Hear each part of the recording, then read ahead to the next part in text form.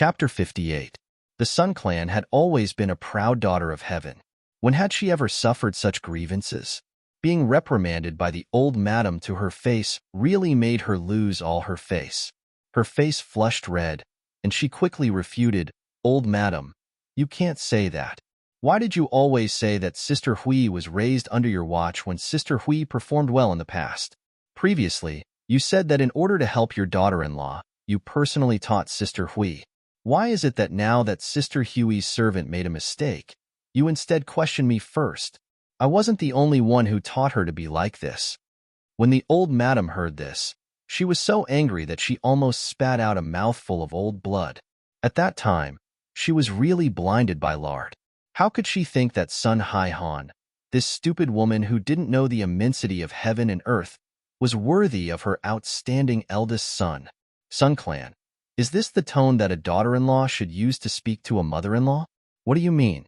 As a mother-in-law, I helped you raise your daughter. Not only are you not grateful, but you blame me for not teaching her well? Am I her mother, or are you her mother? The old madam was furious. She pointed at the Sun Clan and said, "I originally thought that you were already more sensible when you took the initiative to come back this time. I didn't expect you to still be like this. You really are a rotten wood that can't be carved." The Sun Clan was scolded until tears welled up in her eyes. She straightened her neck and said, "Old madam, do you still love your sweetheart or not? Why are you implicating me again? I'm a rotten wood that can't be carved now. But in the end, it wasn't my Sun Clan that tried to form a marriage alliance. Wasn't it your esteemed residents who found someone to make peace with our Duke's residents? Although I don't say how good I am these years, Qin Ming has a meteoric rise. I still have the luck to bring fortune to my husband. Why does old madam dislike me now? You. The old madam was livid by the Sun Clan's words. If you were my daughter, I would have slapped you away. A mother-in-law could set rules for her daughter-in-law, but if she really hit her daughter-in-law, she would still be laughed at by the people in the noble circle. If this spread out, it would also give old madam the reputation of being an evil mother-in-law. Therefore, even though there were times when old madam was willful, she had never touched her daughter-in-law. It was just that the Sun Clan's words today had gone too far. Old madam was already very angry because of the incident caused by Qin Huaining. Now that she was angered by the Sun Clan, her vision turned black. She held her head and her body swayed. She almost fell down. Matriarch. Mammy Qin and Qin Yining hurriedly supported her. "Are you all right? Go inside and have a rest." Qin Yining, on the other hand, secretly shook his head at the Sun Clan, indicating that she shouldn't say anything more, lest she get into trouble. He turned around and helped the old madam into the room with Mammy Qin. The Sun Clan clenched her fists tightly and trembled with anger. It wasn't that she didn't want to control her temper, but controlling her temper was too much for her. She had been raised by her grandmother since she was a child. Her parents were also very kind to her. When had she ever suffered like this? If it weren't for Qin Huayuan's face, she wouldn't be bothered to serve this kind of unruly and evil mother-in-law. The Sun Clan really wanted to turn around and leave. But after thinking about it, they still had to care about old madam. Otherwise, they would be gossiped about. They could only follow behind the three people and enter the room. Qin Yining and Mammy Qin had already helped old madam lie down and confirmed that old madam was fine. Then, the two of them persuaded her in a low voice. The Sun Clan stood to the side and quietly watched them help old madam take off her shoes and socks. They comforted her softly. Old madam closed her eyes and looked like she didn't want to say another word. The Sun Clan knew that it was useless to plead for leniency today. She thought about it. In the end, she still felt that Qin Huaining wasn't such a person. Perhaps someone was sowing discord behind Qin Huaining's back. The Sun Clan went to the warm room and found Mama Kai, who was by Qin Huaining's side, to ask about the ins and outs of the matter. Mama Kai was Mother Jin's niece, and Mother Jin was the Sun Clan's wet nurse. When the Sun Clan saw Mama Kai, they felt that she was one of them, so they spoke directly to her. "Did Sister Hui instruct Bitong to frame Sister Yi's maidservant? Madam, how can you think that way? You know how gentle and sensible Miss Huaining is. She's living like she's walking on thin ice now. Last night, she almost hanged herself, but she didn't succeed. Instead, she was strangled by 4th Mississippi. She said that she wanted to die but didn't dare to, so she could help us. At this point, Mama Kai's voice was full of tears. Now, if Madam refuses to believe Miss Huaning, then Miss Huaning really won't be able to make a name for herself. Bidong is usually arrogant. Perhaps she has some crooked thoughts and deliberately framed Miss Huaning. As Mama Kai wiped her tears, she didn't forget to carefully observe the Sun Clan's expressions. When she saw that the Sun Clan most likely believed her, she secretly sighed in relief.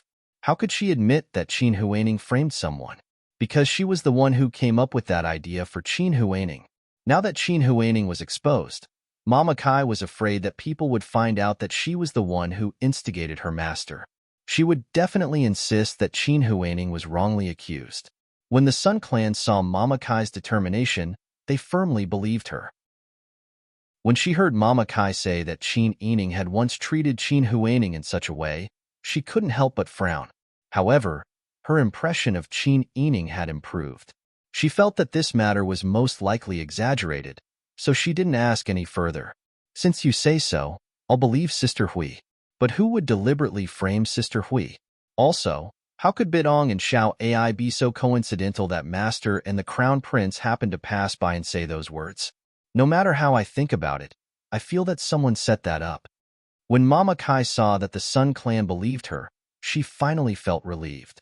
She pursed her lips and said, Madam is a sensible person. There are some things that need this servant to say. It's obvious who framed Miss Huaning. Now, the person who benefits the most is that person. Who benefits the most? The Sun Clan thought back to what happened today. Although she wasn't in the matriarch's room to serve her, she knew that Qin Yining had brought back 2 servant girls from Duke Ding's residence. Moreover, one of them was Ruelon, who had been suspected of theft. Now, who benefits the most? It was obviously Qin Yining. The Sun Clan's brows furrowed into a knot. She didn't want to believe that Qin Yining would harm Qin Huaning. However, after hearing Mama Kai's words, her heart wavered. Just as the Sun Clan's mind was about to turn into a pot of paste, Qin Yining brought people to the warm room. Madam is really here. I guess that you were here. Behind Qin Yining were Bing Tang, Song Lan, Yao Qin, and Yu Qi. The Sun Clan was very busy today. She only brought Kaiju with her, and she wasn't by her side right now. Thinking back to Qin Yining's appearance when he first returned to the residence, and then looking at her current situation, the Sun Clan couldn't help but think carefully. Qin Yining's methods were so powerful. Did he have the heart to harm others? Mother, what's wrong? Why are you looking at me without saying anything? Qin Yining had some guesses in his heart, but he still maintained a smile on his face. The Sun Clan frowned and said, Come with me. As she spoke, she pulled Qin Yining's hand and quickly walked towards Xingning Garden. At the same time, in the woodshed, Qin Huaiwen stood with his hands behind his back in front of Qin Huaning, who was kneeling on the ground and crying. He said in a deep voice, Say what you need to say. Don't drag it out. I don't have that much patience. Chapter 59. At this moment, Qin Huaning felt an unprecedented fear. She was no longer facing the old madam or the Sun Clan, who could make her cry and throw a tantrum. Instead, she was facing Qin Huaiyuan, who exuded a dignified aura. Qin Huaiyuan had been immersed in the imperial court for many years. Even the ministers outside were afraid of his methods, let alone Qin Huaning, who was only a 14-year-old girl. Qin Huaning felt Qin Huaiyuan's sharp eyes sweep over her body. She felt as if she had been cut open by a knife. Even the curves of her intestines could be seen clearly. There was no place for her to hide any lies. She definitely didn't have the guts to lie in front of Qin Huaiyuan. However, if she told the truth, her position in the hearts of the elders would be completely ruined. Thinking of this, Qin Huaning gritted her teeth and choked out, Father, please calm down. I know this is my fault. Originally, Sister Yi and I didn't get along well. My wet nurse gave me an idea and said that I could use this opportunity to suppress Sister Yi's spirit. I didn't think too much about it and handed the matter over to my wet nurse to arrange. I didn't expect that she would frame Sister Yi's servant, Ruelon, for theft. At this point, Qin Huaning raised her eyes and secretly glanced at Qin Huaiyuan. She saw that his expression was calm, and he was still standing in the same posture as before. He was like an old monk in meditation. She didn't know if Qin Huayuan had heard what she said, but she became more and more nervous. I originally wanted to say it, but my wet nurse also wanted to help me vent my anger. I thought that Ruelon would just be beaten up and driven out, so I didn't care. I just didn't expect things to develop to this point. Qin Huaining began to sob again. She couldn't help but wipe her tears with her sleeves. She raised her head and secretly glanced at Qin Huayuan. Unexpectedly, Qin Huayuan also looked down at this moment. When their eyes met, Qin Huaining was so frightened that her heart beat wildly. She almost fell to the ground. You didn't expect it? I really didn't expect it. I was. Shut up, you don't have to say any more. Qin Huayuan's voice was indifferent. He turned his head around and ordered Qi Tai, who was standing outside, you go and tell the people inside. First, drag the wet nurse of the Huaining girl out of the door and beat her 40 times with the plank, then send her home and never let her work again. Secondly, change the maidservants by Miss Huaining's side to a new batch. Let old madam and first madam put the maidservants who originally served Miss Huaining somewhere else. There's only one point. These people are not allowed to serve any miss closely. Qin Huaining stared blankly at Qin Huayuan. Suddenly, he burst into tears and tried to hug Qin Huayuan's leg. Father, you can't do this. Mama Kai and the people around me are innocent. Besides, if you punish them, how can I raise my head in the future? Who else would dare to stay by his daughter's side? Although I'm not your biological daughter, I've been raised by your side for many years. Don't tell me you don't care about my life or death at all. Qin Huayuan flicked his sleeve and waved Qin Huaining away. He frowned and continued, thirdly, Miss Huaining made a mistake this time because of the instigation of the wicked servants by her side. Let everyone watch their mouths and not talk about her behind her back. Fourthly, it's not appropriate for Miss Huaining to stay in old madam's courtyard. It's easy to anger the elderly. Move Miss Huaining out of C.I. Shao Garden's warm room to Snow Pear Courtyard. Go to Snow Pear Courtyard and help fourth Miss move. Clean up the shore and courtyard for fourth Miss to live in. It's also convenient for her to frequently visit old madam's courtyard. When Qin Huaining heard Qin Huayuan order everyone not to talk about it, she let out a sigh of relief. However, when she heard the following words, she immediately fell to the cold floor of the woodshed with a pale face. The shore and courtyard was a small building where Qin Huayuan lived alone when he was young. Originally, it was called the Qingxin Courtyard. Qin Huayuan's appearance was outstanding. At that time, the old great-grandfather was still alive. One day, when he was strolling through the garden, he passed by the Qingxin Courtyard. He pointed at the horizontal board and said, "What Qingxin Courtyard? It's not a temple for monks. My eldest grandson is so handsome. In the future, he'll have to marry at least one wife and take 10 beautiful concubines." He then pulled Qin Huayuan over and asked, Come. Meng Gu recite a poem that describes beautiful women for grandfather. At that time, Qin Huayuan was still young. He was teased until his face and neck turned red. He recited a line from the book of songs that described the noble beauty of Jiang Nuzhuang. The shore and courtyard is full of vigor. His clothes are embroidered and embroidered. His hands are soft and supple. His skin is creamy. His collar is like a bamboo, and his teeth are like a gourd. The old great-grandfather then said, "This poem is talking about my eldest grandson. In the future, this Qingxin courtyard will be called the Shore and Courtyard." Who wouldn't listen to the old great-grandfather's words? At that time, the family wasn't as wealthy as it was now. The residence wasn't as big as it was now. They expanded it once and built a back garden, but the shore and courtyard was still preserved. Later, the old great-grandfather passed away. Whenever Qin Huayuan missed his grandfather, he would often go to the shore and courtyard for a visit. When Qin Huayuan was young, he liked the scenery here. He had asked his father for it twice, but his father refused to give it to him.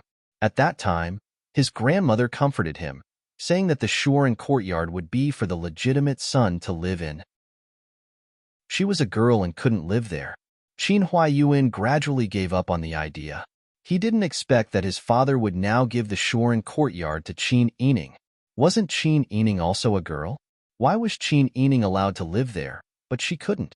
However, no matter how unwilling he was, Qin Huayuan didn't have time to be jealous. She immediately thought of her own worrisome situation. She moved from Ci Shao Garden to Snow Pear Courtyard, and all the people who used to serve her were driven away. It was like she was in the dark. How was she going to live in the future?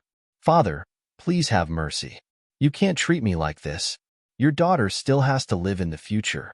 If you do this, how can I have the face to live? Why don't you reward me with a rope and let me hang myself? Qin Huayuan once again hugged Qin Huayuan's leg. Qin Huayuan took 2 steps back, frowning and shaking his head. A girl who was raised by the Sun Clan and the old madam's side was pampered and spoiled since she was young. However, she only had a few small schemes in her mind and didn't see the big picture at all. When she encountered problems, she would only cry and make a fuss. She didn't have the demeanor of a general at all. It was enough to show the importance of his blood. In the end, it was his own daughter who had inherited his bloodline. Although Qin Huayuan had a father-daughter relationship with Qin Huayuan, he was still dissatisfied that his own daughter was framed and bullied.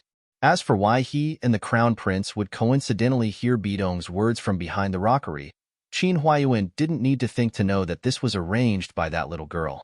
Qin Huayuan was being schemed against by his own daughter. He only felt angry and amused at the same time. However, he needed to educate his daughter, but he needed to punish people with impure thoughts first. Sister Hui. Qin Huayuan's voice was normal, and he didn't even raise his pitch. He said flatly and straightforwardly, "As my daughter, you should know clearly what you should and shouldn't do. You don't need to threaten me with things like hanging myself. I'm not the old madam." Qin Huayuan was so scared that she couldn't even cry. Her father actually knew about this matter. She always thought that her father wouldn't get involved in matters of the inner residence. A fool is bound to be a fool. You said that the people around you did bad things and made you take the blame. Fine. I believe you and dealt with the people around you. The next time you commit a crime, it won't be the people around you who instigated it, right? If you don't have the ability to restrain your servants, then I'll have to reconsider your future. You're on your own now. Qin Huayuan calmly threw down a heavy hammer, turned around, and left. Qin Huayuan sat there blankly for a long time, unable to regain her senses. Every word Qin Huayuan said was like a slap to her face. Although her face wasn't hit, it was still burning and swollen to a purple eggplant skin. However, her unwillingness and resentment were even stronger than before. She indeed wasn't his biological daughter, but he couldn't treat her like this. After doting on her for so many years, he suddenly told her that she wasn't his legitimate daughter and took away everything she had to give to Qin Yining. How innocent was she? Although Qin Huayuan had instructed Qitai, there were some things that he still needed to say to the old madam personally. Therefore, he left the woodshed and directly went to the old madam's place. The old madam was so angry that her vision turned black and she almost couldn't breathe. Now, she had already recovered and was leaning on a big soft pillow to eat ginseng soup. Seeing that Qin Huayuan had come, the old madam couldn't help but reveal a happy smile on her face. "Have you finished your work outside?" "It's already finished." "Mother, what's wrong? Are you not feeling well?" "AI." The old madam sighed and told him about the Sun Clans clamoring with her just now. Qin Huayuan was silent for a moment and said, "Mother, don't be angry. You know the Sun Clan's temper. Sun will talk to her later." Seeing that Qin Huayuan was so busy every day and still had to worry about this kind of thing, the old madam became more and more displeased with the Sun Clan. However, for the sake of her son, it wasn't good to continue to harp on the Sun Clan. Qin Huayuan also told the old madam about his decision just now. When the old madam heard that Qin Huaining was going to move to Snow Pear Courtyard, the old madam frowned. "The people around her are not good. Just punish them. Snow Pear Courtyard is so remote. Let her move out from my place and just let her go back to Xingning Garden. Why do you want her to go to such a remote place?" "Mother, if she stays in Xingning Garden, the Sun Clan will be more likely to cause trouble. Moreover, Snow Pear Courtyard is remote. If Sister can live there, why can't Sister Hui?" The old madam was speechless by Qin Huayuan's words. She said embarrassedly, "At that time, I was just suspicious of Sister Yi's bloodline. In a fit of anger, I casually said that. Am I a bad grandmother who mistreats her granddaughter? Then she said, then why are you finally willing to give the shore and courtyard to someone? Qin Huayuan wouldn't hold on to his mother's fault. He said with a smile, it's idle anyway. Sister Yi is already 14 years old. At most, she will be married in a few years. If she has a legitimate son in the future, it's not a bad thing to move in. When it came to Qin Yining's marriage, the old madam remembered the look in the Crown Prince's eyes when he looked at Qin Yining today. Does His Highness the Crown Prince have feelings for Sister Yi? Qin Huayuan smiled mysteriously. Mother, now that I am the Crown Prince's tutor, my status is naturally different from before. If my daughter wants to get married, I'm afraid it's not just our family that can make the decision. In the future, we just need to wait and see. The old madam understood as soon as she heard this. She said with a smile, if the emperor is willing to make the decision, then it's our family Qin's honor. It's also good for Sister Yi to go to the shore and courtyard. Not to mention that it's close to me. The shore and courtyard is where you used to live and study. It's also good for her to be influenced by books. That's exactly what I mean. Qin Huayuan nodded with a smile, replying to the old madam and first master. First madam and fourth miss have prepared black chicken soup to nourish the old madam's body. Ji Xiang came in and answered with a smile. Chapter 60. The Sun Clan took the initiative to bring a bowl of black-bone chicken soup to express their goodwill. This was completely out of old madam's expectations. Mammy Qin had just quietly told old madam that the Sun Clan went to the warm room to see Mama Kai. After coming out, they angrily pulled Qin Yining away. It was obvious that they wanted to vent their anger on Qin Yining. Old madam was already waiting to hear what kind of ruckus Sun had caused. Who would have thought that after such a short while, both mother and daughter were actually smiling, as if all the unpleasantness had never happened. Qin Yining also didn't look like he had been reprimanded at all. The Sun Clan even took the initiative to soften their stance and apologize. Old madam and Qin Huayuan both knew what kind of character the Sun Clan had, so they coincidentally smiled at Qin Yining approvingly. Old madam, your daughter-in-law was impulsive just now. Everything is my fault. I love my daughter dearly, but I'm not unfilial to my mother-in-law. You know that I've always been like this. After being impulsive, I regret it. Your daughter-in-law apologizes to you here.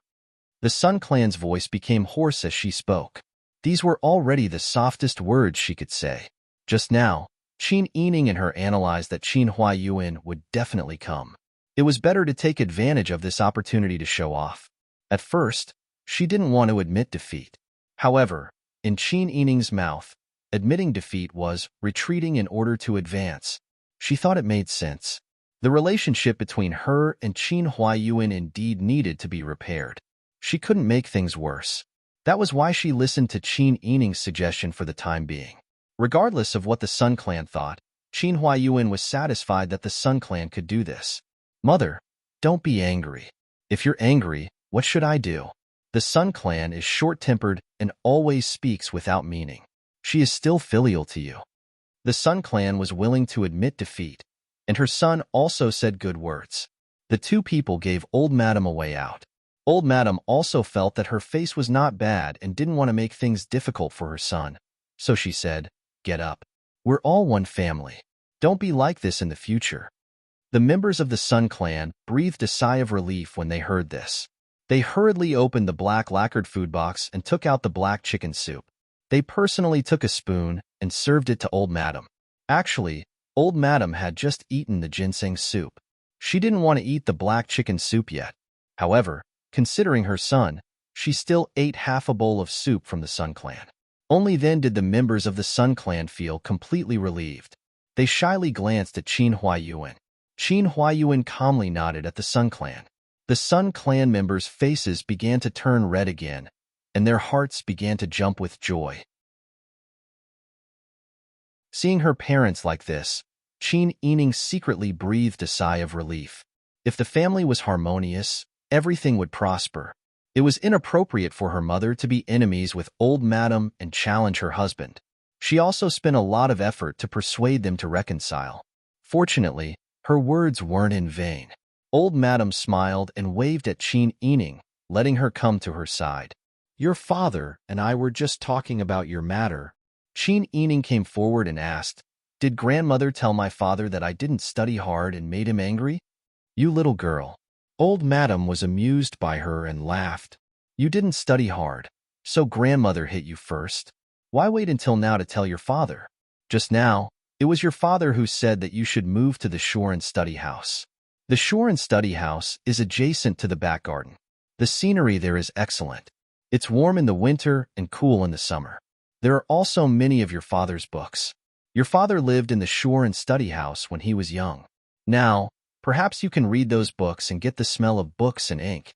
What do you think?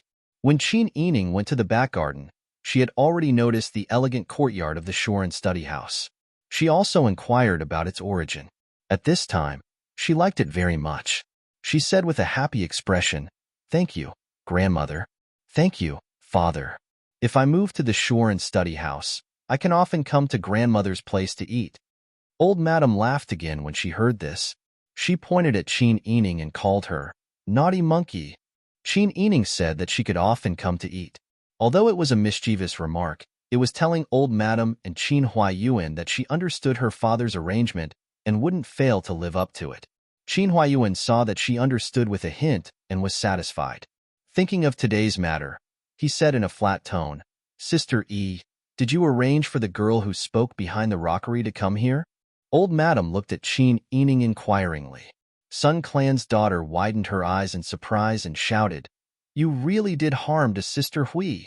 Madam Sun's voice was too sharp, and it completely ruined the originally lively atmosphere. Qin Huayuan looked at her with displeasure when he heard her voice. Qin Yining didn't want to care about the Sun Clan's attitude towards her. She just pretended that she didn't hear this and said to Qin Huayuan with a smile, Yes, father. This matter was indeed arranged by me. Miss Huaning asked Bidong and Mama Kai to deceive Ruelan when I was reciting books in the ancestral hall and framed her for stealing grandmother's jade bracelet. Ruelan was beaten with a board for no reason. If she wasn't lucky, she might have been beaten to death on the spot. I can understand Miss Huaning's difficulties, but I can't forgive her for disregarding other people's lives just for a moment of pleasure. If she is dissatisfied with me, she can come at me, but she doesn't dare and can't hurt an innocent maidservant by my side.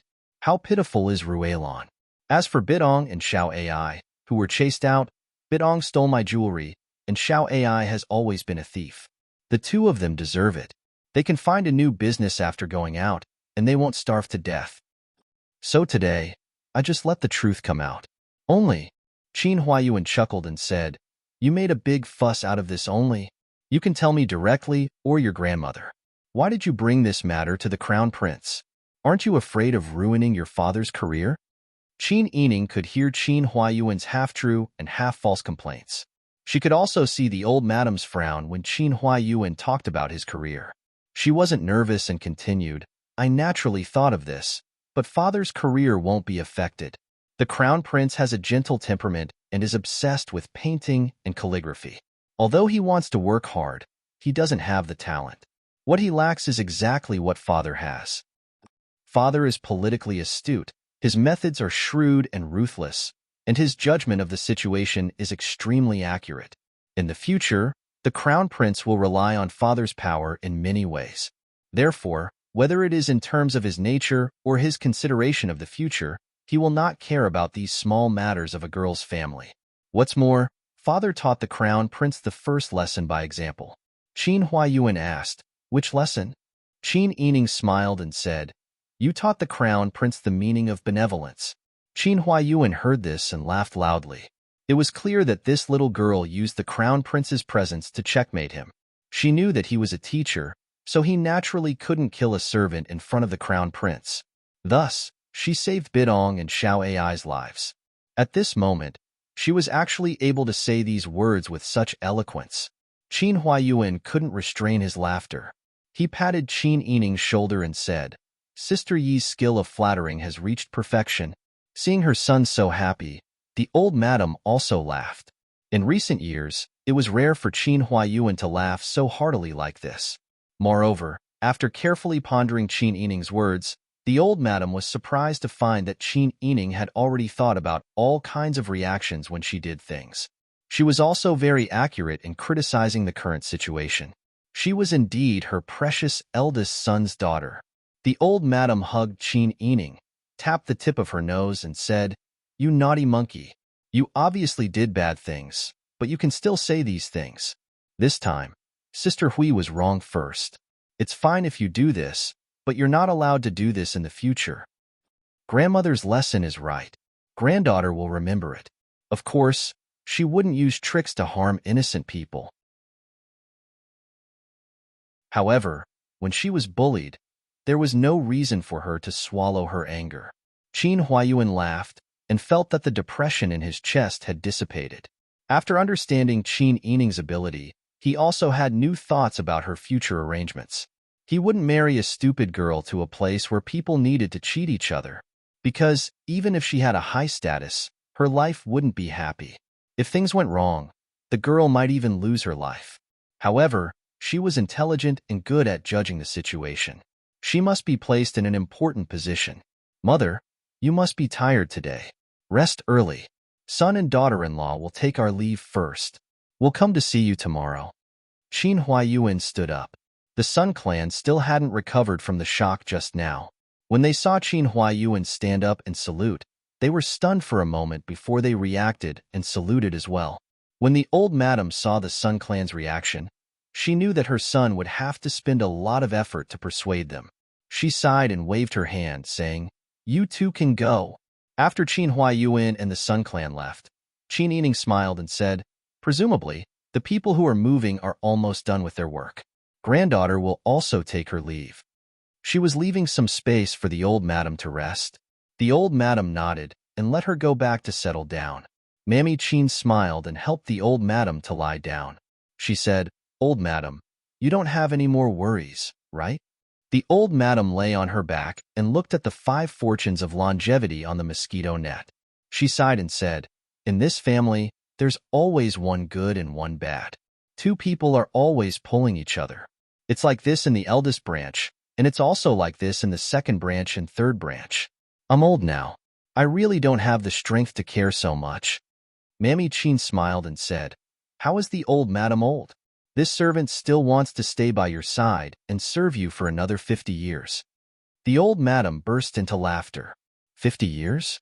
Won't the 2 of us become old demons?" After laughing, she said, "Speaking of moving, how is Sister Hui doing?" Mammy Qin thought for a moment and said strategically, "Miss Huaning is fine. It's just that she's feeling unwell. She's probably crying in Snow Pear Courtyard right now. However, everything around her has been arranged properly. This servant asked Gu family's servant to be the housekeeper.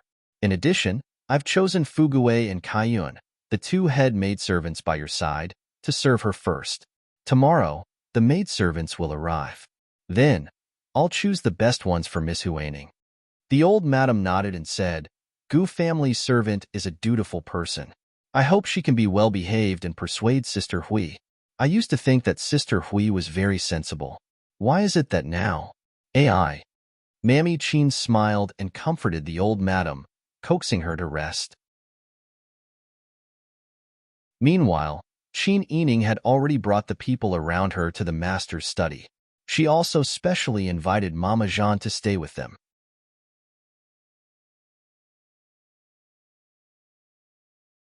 Chapter 61.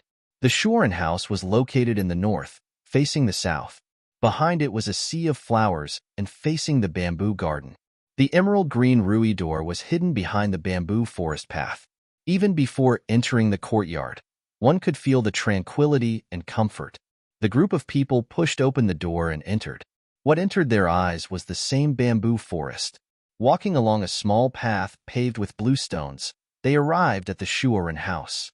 There were 5 two-story lofts, and a walkway wrapped around the entire bamboo garden of the Shuren house, leading all the way to the back room. This is indeed the place where First Master once lived. Just by looking at the tranquil scenery, it's already extraordinary. Nanny Jean could not help but exclaim, "The palace also has such a place, but it's not for people to live in. It's for nobles to enjoy their daily lives." The palace is splendid, so the nobles are just looking for some fun. Qin Yining did not dare to compare his own house with the palace. Nanny Jean nodded approvingly. The sky was already dark. Someone lit a lamp in the corridor. Because of Qin Huayuan's orders, the entire courtyard had already been cleaned. After Qin Yining checked both upstairs and downstairs, he assigned the living quarters. The servants of the errands lived in the back room. Qin Yining's room was in the middle of the second floor. The first room on the left was for Nanny Jean. The second room was for Yao Qin and Yu Qi. The first room on the right was for Bing Tang, Song Lan, and Xiu Lu. And the second room was for Zhu Mama and Lu Ya. The layout of the first floor was much more spacious. On the left and right sides of the main hall, there were 2 floor ceilings in the shape of aquariums, separating the 5 rooms. The floor ceilings were newly changed with a light green gauze curtain. All the furnishings in the room were complete. There was even a red coral bonsai on top of the treasure pavilion. It looked graceful and luxurious. Qin Yining ordered someone to bring over the registration booklet and gave it to Xiu Lu with a smile. As he walked towards the innermost study on the east side, he said, "I'll leave the storeroom to you in the future." Xiu Lu took it and nodded. "Don't worry, Mississippi. I always keep the key with me." The study was very spacious. There was a large mahogany painting table in the middle of the room. On the painting table, there was a blue and white porcelain brush holder with all kinds of brushes. Some of them were bald. A simple inkstone was placed at the corner of the painting table. The clear water in the white porcelain brush washer seemed to have been added recently. There were also some scrolls in the porcelain vat on the ground. They were probably Qin Huayuan's old works. Qin Yining sat on a round chair, covered with a thick mattress behind the painting table. She leaned against the bookshelf that was stuffed to the ceiling and took a deep breath. She smiled and said, Bing Tang nodded and pointed at the half-used ink. "This ink is fragrant, Li."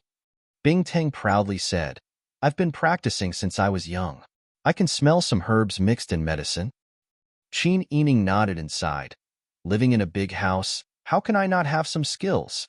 It's time for me to learn from Sir." Then he said to Yao Qin, "I just saw a Gu Qin hanging on the wall in the western room. Yao Qin Jiejie is a good player. I want to take you as my master." Yao Qin smiled. "This servant's skills are insignificant. If Miss likes it, I can teach you. Jiejie's skills are outstanding. There's no need to be modest." Qin Yining looked at Yu Qi. "Also, I'm a complete layman when it comes to playing chess. I'd like to ask Yu Qi Jiejie to teach me." "Miss is too kind. This servant will do her best." Yu Qi happily agreed. After arranging everything, Qin Yining told everyone to have a rest. Qin Yining returned to his bedroom and sat in front of the dressing table to take off his hair. Then he washed his face with Songlan's help. He changed into a set of pajamas and lay down. "It's been a long day. I'm so tired. It's even more tiring than hunting." Today was Songlan's night. She laid out the bedding on the Arhat bed facing the window in the outer room and only left a lamp on. She put on a small jacket and let her hair down. She helped Qin Yining put down the light purple muslin bed curtain. "Miss, you won a great victory today. It's no different from fighting a war. How can you not be tired?" Song Lan was now full of gratitude and admiration for Qin Yining. Her tone was much more gentle and respectful than before. Qin Yining covered her mouth and yawned. She wrapped herself in the quilt and slept on her side like a warm and fragrant jade. She muttered, "Song Lan, you should also sleep. Your injury hasn't healed yet." Song Lan smiled and said through the curtain, "Yes, this servant will watch over Mississippi. Miss should sleep." Since Qin Yining moved to the master's study, her life became busier. In addition to the daily necessities for Old Madam and the Sun Clan, she learned the rules from Nanny Jean with her sisters in the morning. In the afternoon, she had to study with the teacher. When she was free, she had to practice writing characters. She had to learn how to play the zither and play chess with Yao Qin and Yu Qi. She also had to learn needlework from Song Lan and Bing Tang. She was so busy that she even had to calculate her lunch break. Although she was busy, Qin Yining was very happy. In the past, she was busy making a living. She would be happy after eating her fill. How could she have the time to learn these things? Now that she didn't have to worry about food and clothing, she didn't want to waste her time. She was so busy that she turned into a spinning top. She originally had a photographic memory. As long as she put her mind to it, it was easy to learn. Therefore, in just 1.5 months, she had made great progress. Seeing Qin Yining working so hard, Nanny Jean, as a bystander, was moved by her positive attitude. She couldn't help but teach her more in private. Qin Yining benefited a lot and was very grateful to Nanny Jean. In the blink of an eye, it was Laba. Qin Yining woke up early and was pressed by Bing Tang to apply some white ointment with a medicinal smell to her face. Then, he applied some light green ointment to her palms and the back of her hands to remove scars. She was told to lie down for a quarter of an hour before washing her face. Bing Tang said, "The scars on Mrs. hands are almost healed. In the future, it will be enough if you continue to use Redding to moisturize your hands." Qin Yining lay on the chaise lounge, closed her eyes and moved her mouth slightly. "I also feel that the skin on my hands has become tender. In the past, my skin was rough and thick, and it didn't hurt when I was pricked by a needle. Last night, when I was learning how to use needles with Song Lan, I accidentally pricked my hands. I even felt it when it didn't bleed." Song Lan and Xiao Lu came in with hot water and a brocade handkerchief. When they heard what she said, they laughed. "Miss, you still say that your skin is rough and thick? Now your skin is as tender as tofu." Yesterday, Huaning, Mrs. Servant, Fu Gue, secretly asked us what Miss used to smooth her face. Bing Tang laughed and said, "Then how did elder sister answer?" Song Lan said, "I said, Miss uses the rose Redding that is given to us every month. Miss is the Grand Preceptor's daughter, and you take after him. It's natural for you to be beautiful. When you go home, you eat well and live well, so your skin is naturally good." Bing Tang nodded. "Yes, I won't tell them. They don't have good intentions towards Mississippi Huaning. Miss has already gone to Snow Pear Courtyard, so why don't you learn to behave?" Qin Yining, however, was deep in thought. After a quarter of an hour, she washed her hands and face with warm water. After applying the Redding, Qin Yining said to Bing Tang, "Isn't it a pity that you only use such good craftsmanship on me? Have you ever thought of selling the scar-removing cream you concocted?" Bing Tang was stunned. He blinked and said, "It's my family's craftsmanship. I don't want to spread it to outsiders." "You can only make it into medicine. You can also slightly change the prescription to weaken its effect. If you use 3 boxes of scars that can be cured with 1 box, people will fight to buy it. Now that the country is in turmoil, we don't know what will happen in the future. You have to have money with you to be safe." "Although I have money, I won't leave you behind. However, your identity is special, so you have to be prepared." Bing Tang thought for a while and nodded seriously. "I know Miss is wholeheartedly thinking for me. Let me think about it. There's no need to rush. If you want to do this small business, I'll ask Master Zhong to help you contact some people. You just have to focus on making the ointment. In fact, you can not only make the ointment, but you can also mix the scar removal and beautifying ingredients into the Redding that you use to wipe your face or into your rouge. It's a woman's nature to want to be beautiful. It doesn't have to be immediately effective. It will slowly take effect. There will be a lot of noble ladies and young ladies in the capital who are willing to spend money." Song Lan and Xiao Lu both nodded. They pulled Bing Tang and said, "Miss is right. If you have this ability, why don't you earn some money?" Bing Tang thought about his noble father. The end result of being noble was the destruction of the Tang family. He didn't hold back anymore. He smiled and said, "Then miss, help me contact some people. We'll split the money when we get it." "I don't want your money. If the business is successful, I'll use your money to wipe my face in the future." Qin Yining tapped Bing Tang's round apple face. She smiled and went to let Song Lan comb her hair. Bing Tang looked at Qin Yining's back and smiled gratefully. She naturally wanted to eat laba kanji. Diane also had the habit of sending kanji to laba kanji. Qin Yining had just arrived at Ci Shao Garden. He hadn't even entered the house when he heard happy laughter coming from inside. The sweet smell of laba kanji wafted through the air. He smiled and handed his cloak to Song Lan. Qin Yining entered the inner room and bowed to the matriarch, the Sun Clan, 2nd Madam, and 3rd Madam. The matriarch smiled and said, "Sister Yi, you're here. Come and try the kanji sent by the Eastern Palace." Eastern Palace? That's right. The Crown Prince was now a student of Qin Huayuan. They would naturally send him kanji during the Laba festival. Third Madam flattered. We have eldest uncle's good fortune. Not everyone can eat the Laba kanji from the Eastern Palace. This way, when I return to my maternal family one day, I'll have something to show off. Second Madam smiled but didn't say anything. The matriarch laughed heartily at Third Madam's teasing. At this moment, the head maidservant Ji Xiang quickly walked in and bowed. Matriarch, the granny at the second gate just came to pass a message. She said that first master servant, Chitai, came to inform us that the Chow family sent kanji. Her words made the matriarch feel uneasy. The Chow family had no dealings with their family. Why would they suddenly send Laba kanji?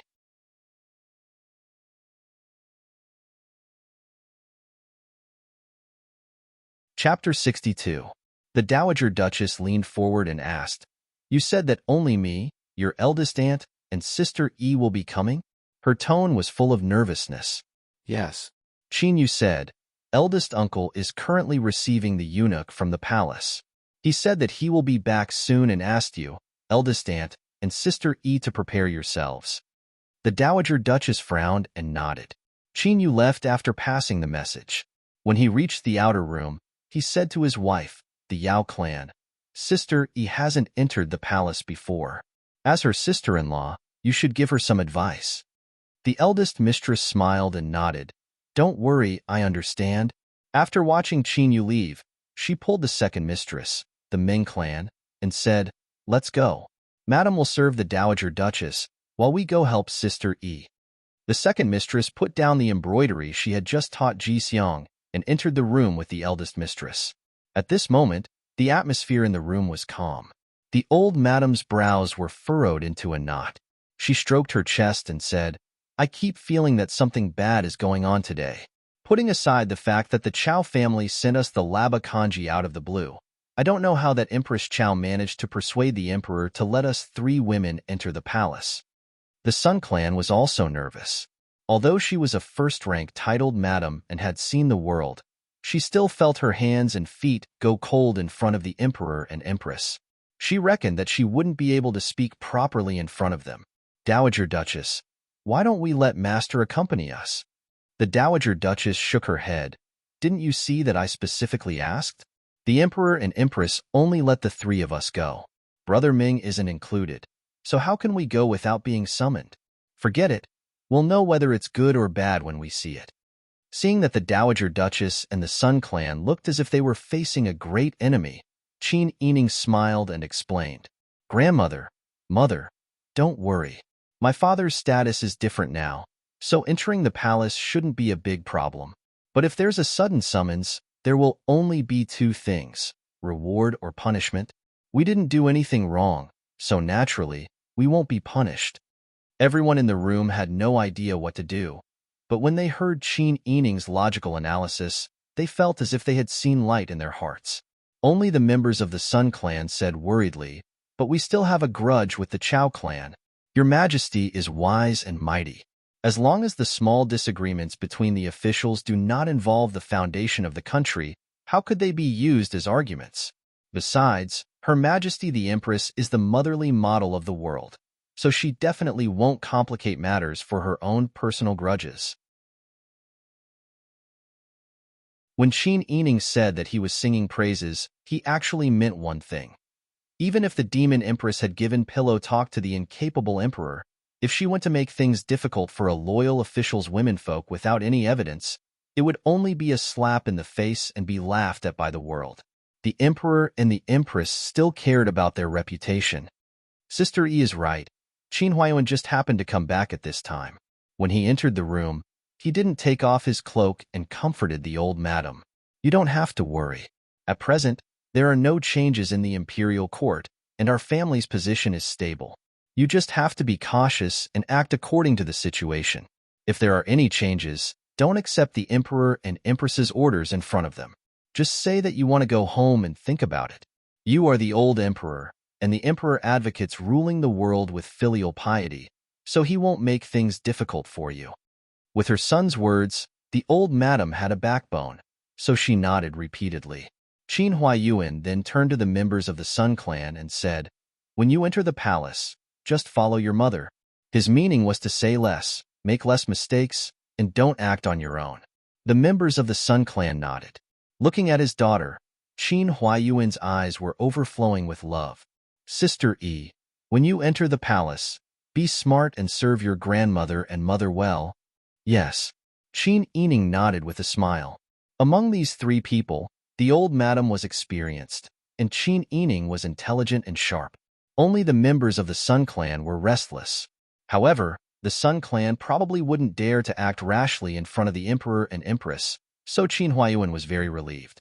After giving a few instructions, Qin Huayuan busily went out again. From beginning to end, he didn't look at Qin Huaining.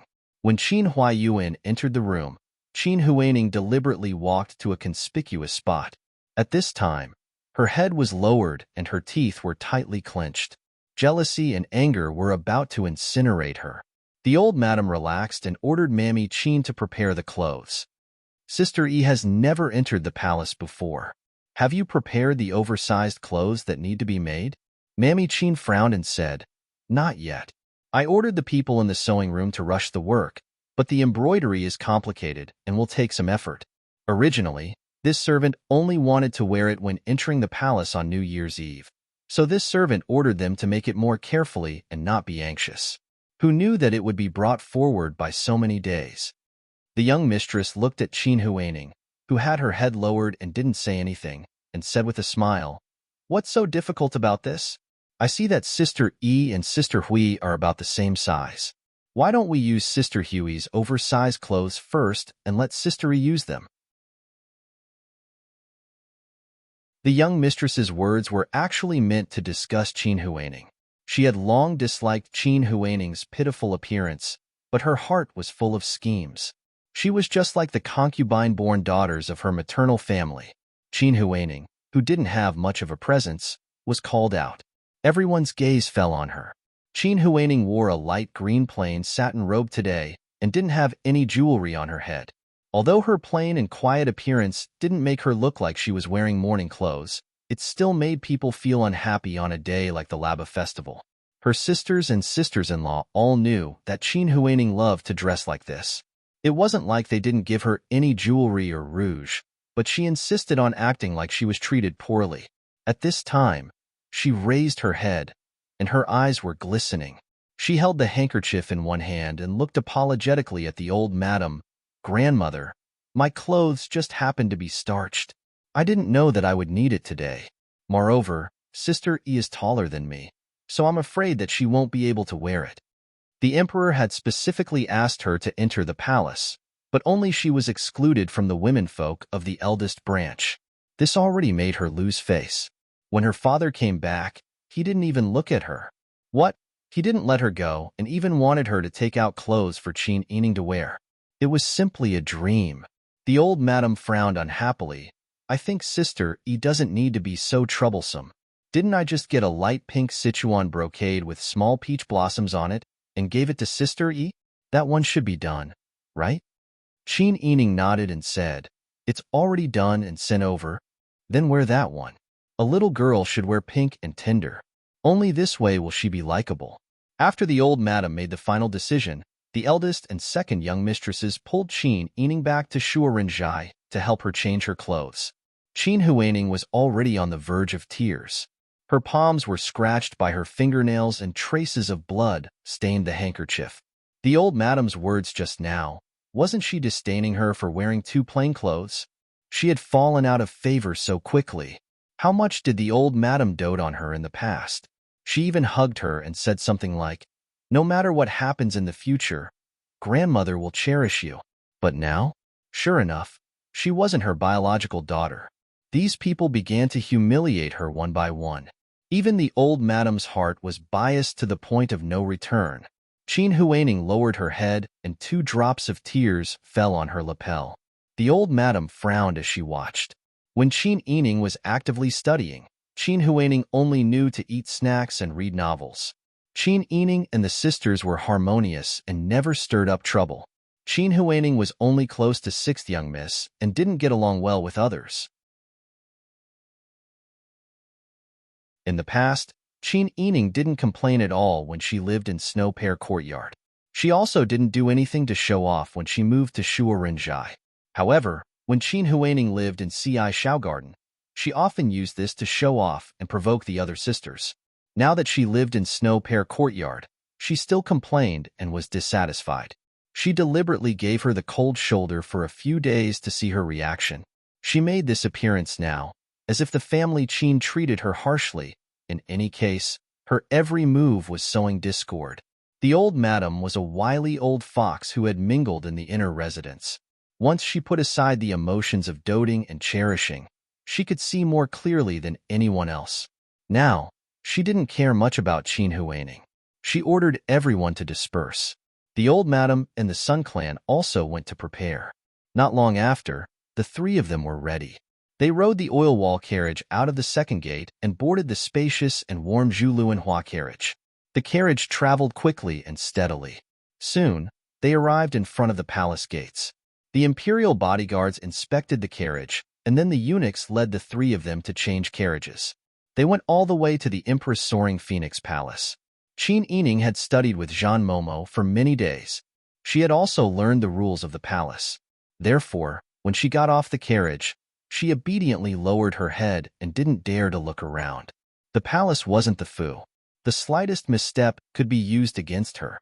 If she made a mistake, she would implicate the entire family. Qin Yining didn't dare to overstep her boundaries. Passing through the spacious courtyard paved with limestone, they walked up a red staircase and arrived in front of Soaring Phoenix Palace. A eunuch went in to report. Not long after, a eunuch came out with a smile. "Old Madam, Madam Qin, Miss Qin, please enter. The Emperor and Empress are both here." The three of them straightened their appearance and bowed as they entered the hall. They followed the eunuch's footsteps to the side hall. As soon as they entered, the sweet scent of lilies entered their nostrils. It made Qin Yining frown slightly. The floor was covered with a thick and luxurious peony carpet. The three of them knelt in the distance and paid their respects. The old madam loudly sang, "This old one, Qin Gu, brings her daughter-in-law from the Sun Clan and her granddaughter from the Qin Clan to greet the Emperor and Empress. We wish the Emperor 10,000 years and 10,000 blessings, and the Empress a healthy phoenix body. Rise." The one who spoke was a sweet and lazy female voice. Qin Yining was very familiar with this voice. It was the voice of the person she saw at Xiangu Temple that day. She couldn't help but rejoice. Fortunately, the Gongzi had quick reflexes and pulled her back that day. Otherwise, it would be even more troublesome to meet today. The Emperor's voice had the hoarseness of an elderly person. Today, in private, there is no need to stand on ceremony. The Empress's words are my words. You are all Qin Ming's family members, so you are one of us. There is no need to be overly courteous. Many thanks to the Emperor and Empress. The old madam brought the Sun Clan and Qin Yining to pay their respects. After the proper etiquette, the three of them stood up. Because their heads were lowered, they didn't dare to raise their heads to look directly at the Emperor's face. Therefore, they could only see from the corners of their eyes that there were not only the Emperor, Empress, and palace servants in the hall. There were also a few outsiders, and there seemed to be a man. The Empress smiled. "Miss Qin, come to Ben Gong and let Ben Gong take a good look." The old madam and the Sun Clan's hearts skipped a beat. Qin Yining was a bit nervous, but since she was already here, she could only accept it and slowly walked forward with lowered eyes.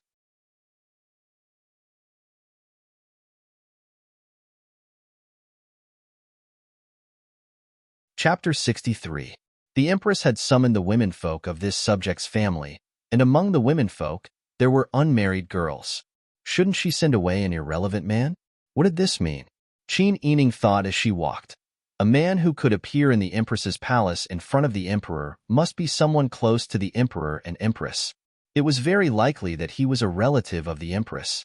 This subject's daughter from the Qin clan pays respect to the Emperor and the Empress. Qin Yining's thoughts flashed through her mind as she gracefully bowed. She had been learning from Mama Jean for so many days, so she had already formed a habit of etiquette. Not only was her etiquette standard, but her bearing was also very pleasing to the eye. The Empress's slender eyebrows rose, and her peach blossom eyes were filled with curiosity. She stretched out her right hand, which was wearing a 3 cun long golden armor, and raised it slightly. You may rise. Thank you, Nyang Nyang. Qin Yining stood up, but her head was still lowered. The Empress smiled and said, Emperor, look at how good Dowager Qin is at taking care of people. How long has it been? She's already taken care of a girl who grew up in the mountains. Chenxia likes her just from looking at her. This girl's appearance is really beautiful. It's always been said that family Qin produces beauties. Looking at her now, isn't it true? The Emperor smiled and nodded. Yuro is right. Jin sees that this girl has a bit of Qin Ming's character when he was young. What's your name? How old are you? Raise your head and answer, Jin. Upon hearing this, Qin Yining answered with a yes. She raised her head, but her long eyelashes were still lowered. She didn't look directly at the Empress's face as she replied. Replying to the Emperor, this subject's name is Yining. I'm 14 years old. The Emperor and Empress sized up Qin Yining. The girl in front of him was tall and slender. Her facial features were exquisite. Her skin was fair and tender, and her hair was inky black. She was so beautiful that she seemed to have walked out of a painting. She stood in front of him seriously, looking very steady. However, she was still young, and there was a pure and childish air about her. She was really an extremely likable little girl. I watched Qin Ming grow up to be like this. More than 20 years ago, I was still thinking that if Qin Ming was a girl, what kind of beauty would she be? I didn't expect to see such a girl today. Ha ha ha. The Emperor slapped his thigh and laughed loudly. The Empress squinted her peach blossom eyes at Qin Yining. Old Madam and the Sun clan were so nervous that their palms were sweating. The Emperor's words could be interpreted as a joke to Qin Ming, but it could also be interpreted as another layer of meaning. This man was almost 70 years old. Wasn't it enough that he had an extremely charming Empress? Could it be that he had taken a fancy to a 14-year-old girl like Qin Yining? If Qin Yining entered the palace, he would probably be chewed up by the Empress in less than 2 days. Old Madam hurriedly said with a smile, Yes, I didn't expect that so many years would pass in a flash. Your Majesty is in the prime of your life. You are diligent and love the people. My son is also loyal to you. I am very grateful for the monarch and minister relationship between you and my son. Your Majesty's kindness to my son. The Emperor was a little moved by Old Madam's words. He was old, and in recent years, he often fell into some memories. Old Madam Qin's words made him not only recall 20 years ago, when he was still in the prime of his life. At that time, the imperial court was not as chaotic as it was now. Thinking of this, the Emperor's smile was a little warm. Seeing that Old Madam Qin was so eloquent, the Empress chuckled and said, Your Majesty, Grand Preceptor Qin is loyal to the country. Your Majesty should reward Grand Preceptor Qin. A 14-year-old girl can also talk about marriage. I want to be a matchmaker for Miss Qin. Your Majesty, please see if it is suitable. The Emperor patted the back of the Empress's hand with his big hand. Which family's son is the Empress talking about? First of all, Family Qin's girl is so beautiful. If she is not good enough for him, I will not allow it. The Empress smiled and stretched out her hand to the side. June, come here. Aunt. A clear and melodious voice came from the side. It was the 18 or 19-year-old boy who had been standing by the side. The Empress smiled and said, Your Majesty, this time you can't say that I don't choose the right person. My nephew is 19 years old. He is also a talented person. He is also a relative. It can be said that the marriage between him and Grand Preceptor Qin is well matched. The Emperor nodded with a smile and looked at Chao Chengjun. Chao Chengjun's eyes fell on Qin Yining beside him in a daze. He murmured, When I saw the figure, I knew it was a beauty. Qin Yining frowned and took 2 steps back. Chao Chengjun chased after him and said with a smile, You are called Yining, right? My aunt is right. We are a talented man and a beautiful woman. We are a match made in heaven. Since it is like this, let's get married immediately. When I go home later, I will dismiss all my concubines. As he said this, he grabbed Qin Yining's hand. If it was in normal times, if someone dared to treat her like this, Qin Yining would definitely break the lecher's wrist. He dared to flirt with the daughter of a court official in front of the emperor, just because he was the demon empress nephew. But Qin Yining's mind turned at lightning speed, and he made up his mind. She stepped back in a panic and looked at Chao Qingjun in horror. You? What are you doing? Big drops of tears gushed out in an instant. She cried like a pear blossom in the rain. She turned around and hid behind old Madam. Grandmother, I am scared. I don't want to marry a man. Why don't you let me become a nun? The little girl was calm and elegant just now, but she was scared to cry like this by the lecher. She hid behind old Madam and didn't dare to come out. She looked like a frightened little rabbit. Chao Qingjuan's heart jumped when he saw this. He quickly lowered his head. The emperor stared at Chao Qingjun and scolded, "Impudent! You still haven't stepped back." Chao Qingjun came back to his senses. He stepped back to his parents with a pale face. The empress's smile was a bit stiff, but her voice was more delicate. "Your Majesty, look at how well matched these two children are. They just met and they like something. June must really like this child. That's why she lost her composure like this." Chao Qingjun didn't forget to nod and agree. Yes, yes, such a beauty. My soul almost flew away when I saw her. I think after a few years, she will become a great beauty that can cause the downfall of a city. The empress's face stiffened. She gritted her teeth and glared at her brother and sister-in-law. Chao Qingjun immediately shut up. The emperor's face was also not good. Even if he wanted to appoint a marriage, if he didn't pay attention and appointed an unharmonious marriage, then the emperor was deceived. It couldn't be considered the emperor's fault. However, it was obvious that Chao Qingjun was a foppish lecher. He was only 19 years old, but he already had a bunch of concubines at home. Moreover, he didn't know how to do things properly and his words were rude. He even dared to take liberties with Grand Preceptor Qin's daughter in front of the emperor. The little girl was so scared that she cried and said she wanted to become a nun. After such a disturbance, the emperor couldn't issue any more edicts. The emperor's face was as calm as water.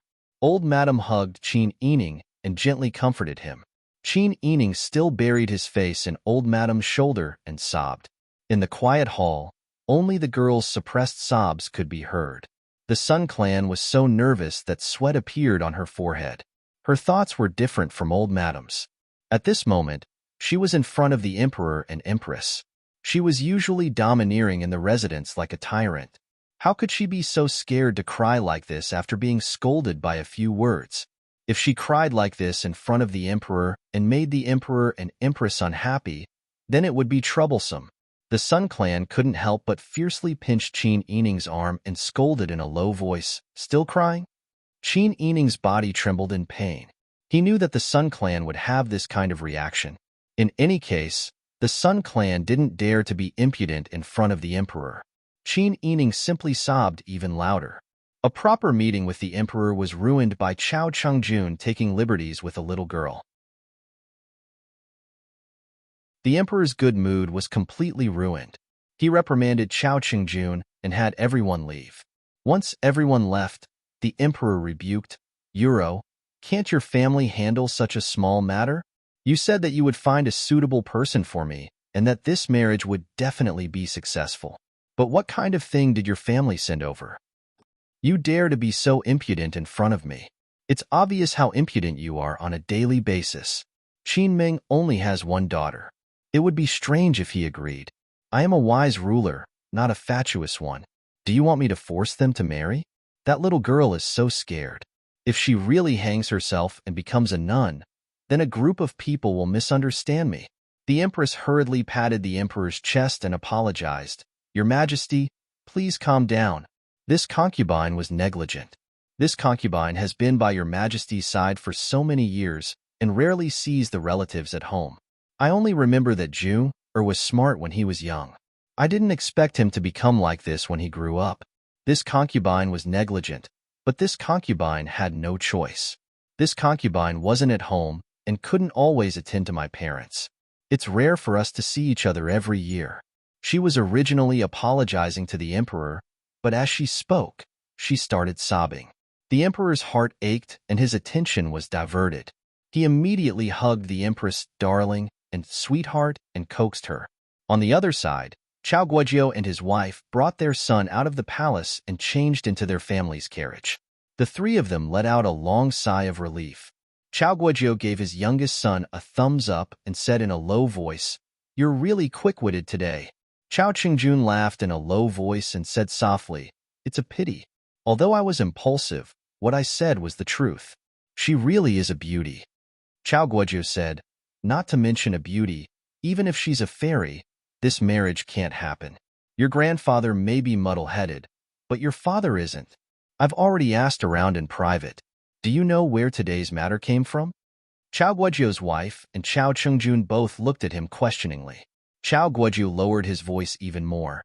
"It's because the Empress placed someone in the Eastern Palace and found that His Highness the Crown Prince drew a painting of a beauty facing each other day and night. It's obvious that she was moved. After asking around, she found out that the person the Crown Prince drew was the legitimate daughter of Grand Preceptor Qin. No wonder."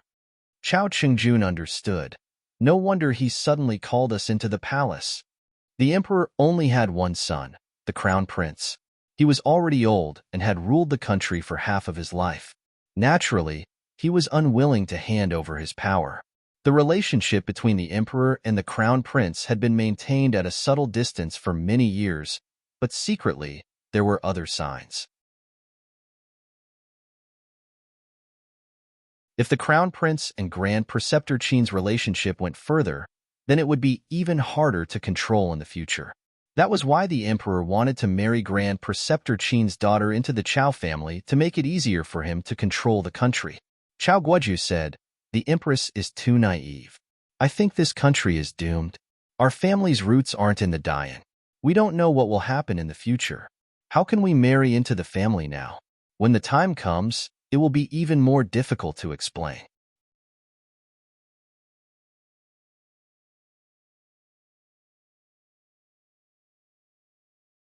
Chapter 64. At this time, Qin Yining, Old Madam, and the Sun Clan were riding the palace's oil wall carriage to the palace gates to change carriages. Qin Yining was still covering her face and sobbing. She kept muttering, "I don't want to marry a lecher. If I'm betrothed to this person, I'll throw myself into the river." Although her voice wasn't loud, the eunuch driving the carriage outside certainly heard it clearly. The old madam was like an old monk in meditation and didn't say a word. When the Sun Clan heard this, she wished she could cover Qin Yining's mouth. In her heart, she had already cursed this damned girl who caused trouble thousands of times. She was like this when she was in front of the emperor, and she was still like this when she came out. She wanted to scold her, but because they were still in the palace and there were eunuchs following outside the carriage, she couldn't do anything. It wasn't until they reached the palace gates that the three of them changed into the luxurious carriage that they came in. The family Qin's loyal servant drove the carriage out of the palace's range that Qin Yining finally stopped crying. The Sun Clan couldn't hold back her temper anymore and scolded, "You damned ignorant wench. You're like Sun Wukong in the Fu. If you were given a stick, you could overturn the house. How come when someone outside scolded you, you dared to cry in front of the emperor? If the emperor or the empress blamed you, who can bear the responsibility? Do you want to harm our family, or what?" Qin Yining hurriedly smiled and held the Sun Clan's arm to let her sit down. She smiled and said, "Mother, don't worry. Listen to your daughter's explanation." "Explain, my ass. You've already cried. If the emperor wants to blame you, he might already bear a grudge. What's the use of your explanation? I think your father shouldn't have asked you to come back. Our family's originally peaceful days were messed up by you." Qin Yining was still smiling, but the smile in her eyes gradually faded. Although she understood the Sun Clan's temperament and didn't want to bicker with them, she would often be hurt by the Sun Clan's occasional words. However, the Sun Clan was her mother. If she didn't protect her, was she going to watch her mother-in-law reprimand her? Qin Yining's smile widened as he said, "Mother, don't be angry. Listen to me. I was crying on purpose just now. I was the one being teased by that lecher. If I didn't take the opportunity to cry and make a scene, I'm afraid that His Majesty would have betrothed me to the Chao family." The Sun Clan was stunned, and their arrogance immediately diminished. She was just angry that Qin Yining cried in front of the emperor, but she didn't want Qin Yining to marry such a lecher. After thinking about it carefully, she realized that her reprimand of her daughter was unreasonable. Could it be that Qin Yining didn't cry or make a fuss and waited for the emperor to grant her a marriage was a good thing? The Sun clan came back to their senses and coughed awkwardly. Old Madam rolled her eyes in dissatisfaction. Qin Yining continued to explain, I'm not being picky about the marriage, but I still don't know father's intentions. How could I carelessly agree to this matter? Qin Yining's heart was like a mirror. Her marriage was bound to be an alliance marriage, and the marriage partner must be someone who would be beneficial to Qin Huayuan. When she agreed to return to the family Qin, she had already thought of this. Which marriage of women in the world wasn't decided by their parents and matchmakers? Her father chose someone who would be beneficial to his career, but to her, it was no different. In any case, wasn't it the same who she married? At this time, the Sun clan came back to their senses. She didn't expect that while she was worried, Qin Yining had already thought so much. It was no wonder that her mother said that Qin Yining could see things clearly and wanted her to ask for Qin Yining's opinion.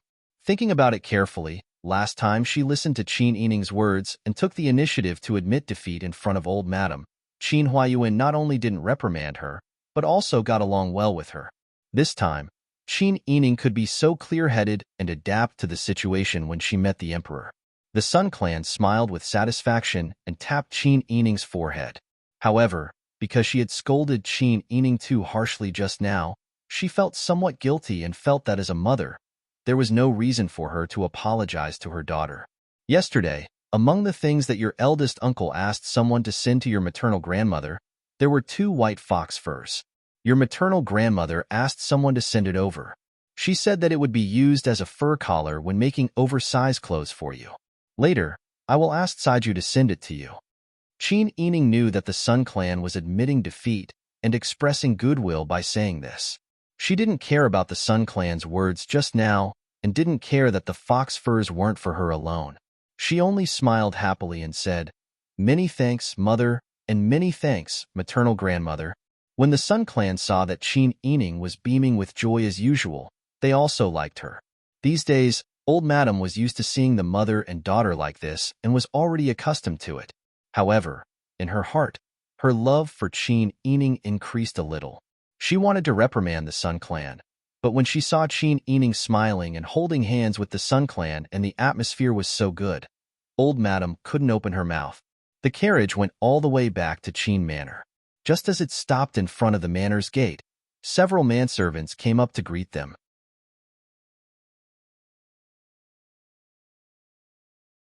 Qin Huayuan's personal attendant, Qi Tai, saluted and said, "Old Madam, First Madam, and Fourth Young Miss have returned. Grand Preceptor missed you, and specially ordered this lowly one to wait here. This lowly one will go and report to Grand Preceptor." Old Madam supported Qin Yining and the Sun clan's subordinates to get off the carriage. She smiled and said, "Tell your master to go to Ci Shao Garden to talk. Just say that I have something important to tell him." Qi Tai bowed and complied. He waited on old Madam, the Sun clan, and Qin Yining to get on the small sedan chair. Only then did he go to the outer courtyard study to report. The group of people returned to Xingning Garden. Just as they took off their cloaks and sat down to drink hot tea, Qin Huayuan hurried over. Seeing Qin Huayuan come in, Qin Yining and the Sun clan hurriedly stood up and saluted him. Qin Huayuan waved his hand and carefully looked at the 3 people's faces. When he saw that there was nothing unusual, he was slightly relieved. Qin Yining thought that old Madam must have wanted to discuss the matter in the palace with Qin Huayuan. So he held the Sun clan's arm and said, "Didn't Mother say that she had fox fur for me? I also want the pine nuts and osmanthus candy that Nanny Jean made. I will go to Xingning Garden with Mother now. Later, I will ask someone to send my food box over. Let's have lunch together, okay?" When Qin Yining asked, "Is it okay?" her voice was so soft that people couldn't bear to refuse her. The Sun clan naturally liked their daughter to be close to them. They also wanted to make up for scolding the wrong person just now. They immediately nodded with a smile and turned to salute old Madam and Qin Huayuan. "We will take our leave first." Old Madam nodded with a smile. She watched as the servants served the Sun Clan, and Qin Yining put on their cloaks and went out. Old Madam's face sank, and she said to Qin Huayuan, "Today, it was all thanks to Sister Yi's adaptability. Otherwise, the matter would have been unimaginable." Qin Huayuan sat down next to Old Madam and asked with a frown, "What happened?" Old Madam told Qin Huayuan everything that happened in the palace today, what everyone's expressions were like, and what they said. In the end, she said, if Sister Yi hadn't cried and made a fuss on the spot, I'm afraid that the Emperor and Empress would have appointed a marriage on the spot. I think the Chao family doesn't have good intentions. Moreover, I feel that this matter isn't over yet. The Empress clearly holds a grudge against our family and wants to make an example out of Sister Yi. Qin Huayuan said, I understand this matter. The Emperor only favors the Empress, so it's normal for him to listen to the Empress pillow talk. But why would the Emperor act like this? Qin Huayuan stroked the smooth table with his fingers and pondered for a moment. He already understood. I'm afraid it's because I became the Crown Prince's tutor. But why would the Emperor suddenly act like this? Did he plan this for a long time, or did he do it on the spur of the moment? Oh. Old Madam didn't know much about the matters of the imperial court, so she asked, What's wrong with you becoming the Crown Prince's tutor? Is it worth the Emperor acting like this? Qin Huayuan understood this, but he didn't want to tell his mother about this mess. It would only annoy the old madam, and it wouldn't be good if she fell ill. Therefore, he only smiled calmly and brought a cup of tea to the old madam. Mother, don't worry about it. Your son knows what to do and can handle it well. You just need to help your son look after the inner residents. Your son is already very grateful. The old madam laughed. You child, we're family. Why are you saying such things? As expected, her attention was diverted, and she talked to Qin Huayuan about preparing for the new year. Qin Huayuan patiently accompanied the old madam to plan how to spend the little new year and how to arrange it afterward. He also accompanied the old madam to eat lunch together.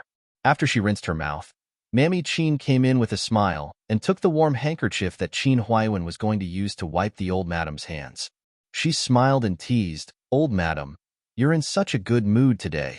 Is it because the grand tutor serves you better? Is this old servant inferior to him?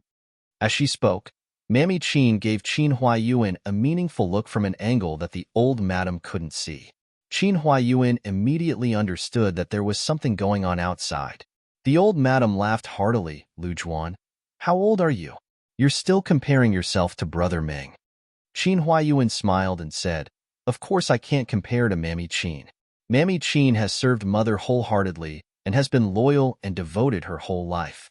Even I, as your son, can feel at ease when I know that Mother is living happily at home when I'm busy outside. This old servant doesn't dare.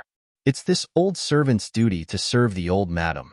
Mammy Qin turned around and saluted Qin Huayuan. However, she secretly gestured to him and silently said, The Crown Prince is here. Qin Huayuan nodded with a smile and said, Mother, take a nap at noon. This son still has things to do outside, so I'll go first. Go ahead. I've delayed you for so long. Her son was a powerful official in the imperial court, so he must have a lot of things to deal with.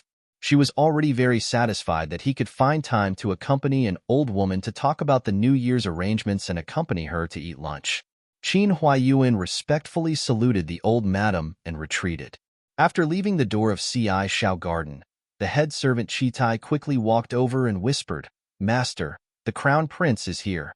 He's wearing casual clothes and didn't bring any attendants.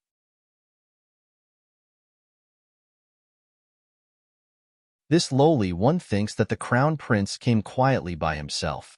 This lowly one didn't dare to make it public, so this lowly one arranged for him to have tea in the study. Okay, Qin Huayuan responded. He thought that perhaps the Crown Prince's hurried arrival could solve the doubts in his heart.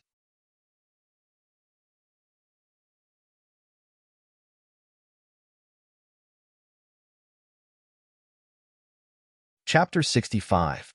When Qin Huayuan rushed to the study, Yu Qiyin was standing in the middle of the room with his hands behind his back. His eyes were down, and he seemed to be thinking about something. Today, he was wearing a very ordinary light brown cotton robe. His hair was neatly tied up, and he wore a black net scarf. He looked like a young master from an ordinary rich family, which was completely different from his usual elegant and noble appearance. It was enough to show how cautious he was when he came today. Qin Huayuan judged that Yu Qiyin might have discovered that there were spies around him. Hearing the footsteps, Yu Qiyin recovered from his thoughts.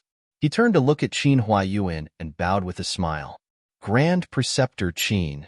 Qin Huayuan hurriedly bowed respectfully. Greetings, Your Highness. Grand Preceptor Qin, you don't have to be so polite. Yu Qiyin held his hands and said with a smile, I don't know if I'm disturbing you by coming here abruptly. Your Highness, you don't have to say that. It's my honor to have you here. Does Your Highness have something important to say? The two of them sat down on the round-back chairs. Chitai served tea and closed the door considerately. He walked to the door of the courtyard and stood guard at a distance. Yu Qiyin frowned and said, I did come here today for two important things. Prince Ning's people got the news from Shihua City that Dezhou is at war with us again. The battle has already started in Shihua City. Qin Huayuan heard this and frowned deeply. Shihua City was not far from the capital. It was also on an important port. Whether it was by land or by sea, Shihua City was an important transportation route. If Shihua City was breached, Dian's destruction would accelerate rapidly. Yu Qiyin saw Qin Huayuan's heavy expression and sighed helplessly. The two generals guarding Shihua City are both Grand Preceptor Qin's brothers-in-law. I don't know how they are now. The two brothers-in-law are devoted to the country. The day they guarded Shihua City, they were determined to die rather than submit. No matter what, we have a better chance of winning if we can defend Shihua City. Qin Huayuan frowned and said, This news came just in time. Presumably, everyone in the court will know about it tomorrow. When the time comes, there will be another debate. We can also discuss countermeasures in advance. Yu Qiyin nodded and said somewhat helplessly, What's the use of those people arguing? Do you think Dezhou is afraid of our curses? If cursing is useful, I'm willing to learn how to learn to curse every day. The most important thing is to defeat the great Zhou. Prince Ning still wants to go to war, but Father Emperor won't allow it for now. He was but he was of the imperial families, to discuss to be. When they talked about politics, the two forgot the time.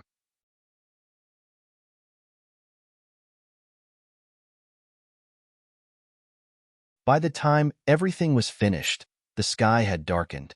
Yu Qiyin wasn't someone who didn't know etiquette. He planned to take his leave. However, just as he stood up, Yu Qiyin remembered another important matter. He said awkwardly, Dare I ask the Grand Preceptor, did my father summon the girls of the manor to the palace today? The emperor had summoned 3 people, but the crown prince only mentioned girls. Qin Huayuan understood. There is such a thing. Why does the crown prince ask? Yu Qiyin said nervously, Did father make things difficult for, reprimand the girls of the manor? Qin Huayuan had been wondering why the emperor suddenly wanted to bestow a marriage to Qin Yining. Hearing the crown prince's question, he was even more certain of his guess. However, he didn't know what the crown prince had done to cause the emperor's fear. Qin Huayuan smiled and deliberately said in a relaxed tone, To tell you the truth, the emperor and empress summoned my daughter today to bestow a marriage to her. Yu Qiyin was surprised. Then, joy appeared on his face. He asked anxiously, Who does father want to bestow your daughter to? Qin Huayuan said, The empress said that her nephew and my daughter are a match made in heaven. Yu Qiyin's joy froze on his face. His face, which had been red a moment ago, turned pale. When his joy died down, he didn't let his imagination run wild. He also didn't hold on to fantasies that he shouldn't have. He thought about the whole situation. Suddenly, he slumped back into his chair and muttered, In the end, I hurt others and myself.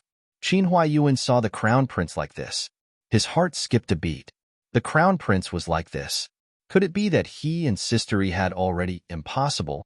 They didn't have the chance to meet at all. He believed that the crown prince had taken a liking to Sister E the last time he saw her. After all, as men, they understood each other's natures best. Everyone loved beauty, and Sistery was so beautiful. However, they shouldn't have developed further. Why did the crown prince have such an expression? Your Highness, please forgive this official's impudence. What exactly happened? This official doesn't understand why the Emperor and Empress suddenly wanted to bestow a marriage today. At this time, Yu Yin only thought that Qin Yining was going to be betrothed to Empress Zhao's nephew. How could he have the mind to think about anything else? Disheartened, he said, "It's my fault. The last time I saw fourth young miss, I couldn't forget her. I went back and drew a portrait of her, who knew that one of my eunuchs was sent by the Empress and told her such a secret. I knew that she would make things difficult for me, but I didn't expect it to be like this." So it was like this. Qin Huaiyuan immediately understood the emperor's fear.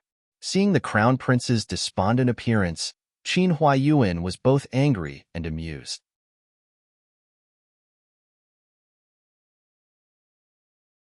In reality, he really did like the person in front of him about Qin Yining's marriage.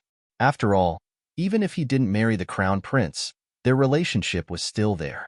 It was better to let their relationship become closer.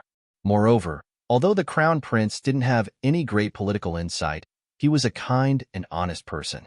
He also had the spirit and gentleness of a scholar. If his daughter was to be with him, as long as he managed her well, her life wouldn't be difficult. The crown prince was also the heir to the throne. In the future, he would be the emperor. Qin Huaiyuan thought that even if Dian was in turmoil and Dezhou was fighting fiercely, the country wouldn't be destroyed in a short period of time, right? All of this was uncertain, and there was still room to work hard and turn things around. Thinking of this, Qin Huaiyuan smiled comfortingly at the crown prince. "Your Highness, I haven't finished speaking." Although the emperor intended to grant the marriage, that young master of the Chao family was rude in front of the emperor.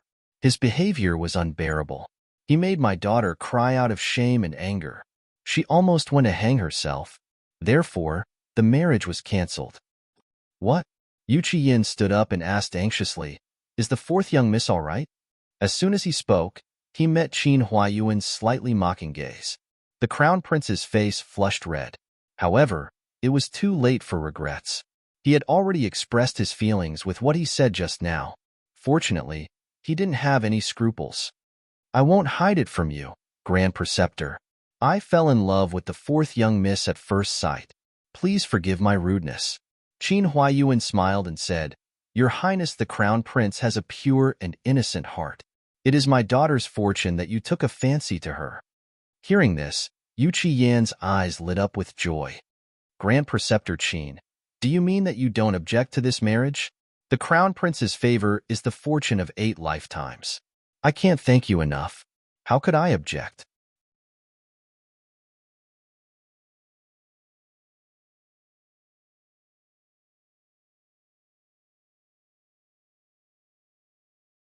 Chapter 66. Qin Yining still didn't know that Qin Huaiyuan and the Crown Prince had decided her future with just a few words.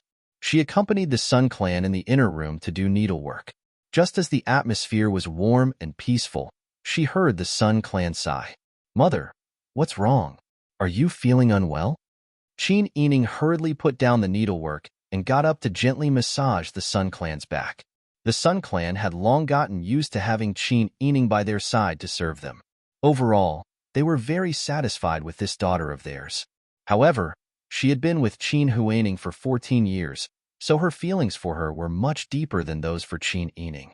She could tell that Qin Huaining and Qin Yining didn't get along. Sometimes, when Qin Huaining came, she would only bow and leave after seeing Qin Yining, as if she was avoiding Qin Yining. When Qin Yining wasn't around, Qin Huaining would always look at her with that kind of resentful gaze, which made her feel very uncomfortable. They were both her daughters, so why couldn't they get along? Why was it that other families could enjoy the happiness of a family, but she couldn't? "Sister E, I know you don't like Sister Hui, and Sister Hui sometimes does things in the wrong. However, we are still a family. The eldest branch only has you and Sister Hui. The two of you don't get along well, and I don't like it either." When Qin Yining heard the Sun Clan say, "I know you don't like Sister Hui," she already felt displeased in her heart. However, she had always been patient, and she also knew that the Sun Clan's temperament had always been like this. Therefore, she didn't bicker with her and only nodded obediently. "Yes, I'll listen to you." As long as Miss Huaning doesn't take the initiative to provoke or bully me, I won't take the initiative to target her. She was implying that every time, it was Qin Huaning who provoked her and not her. Mother Jean smiled as she picked up the beauty hammer and took over the job of Qin Ening.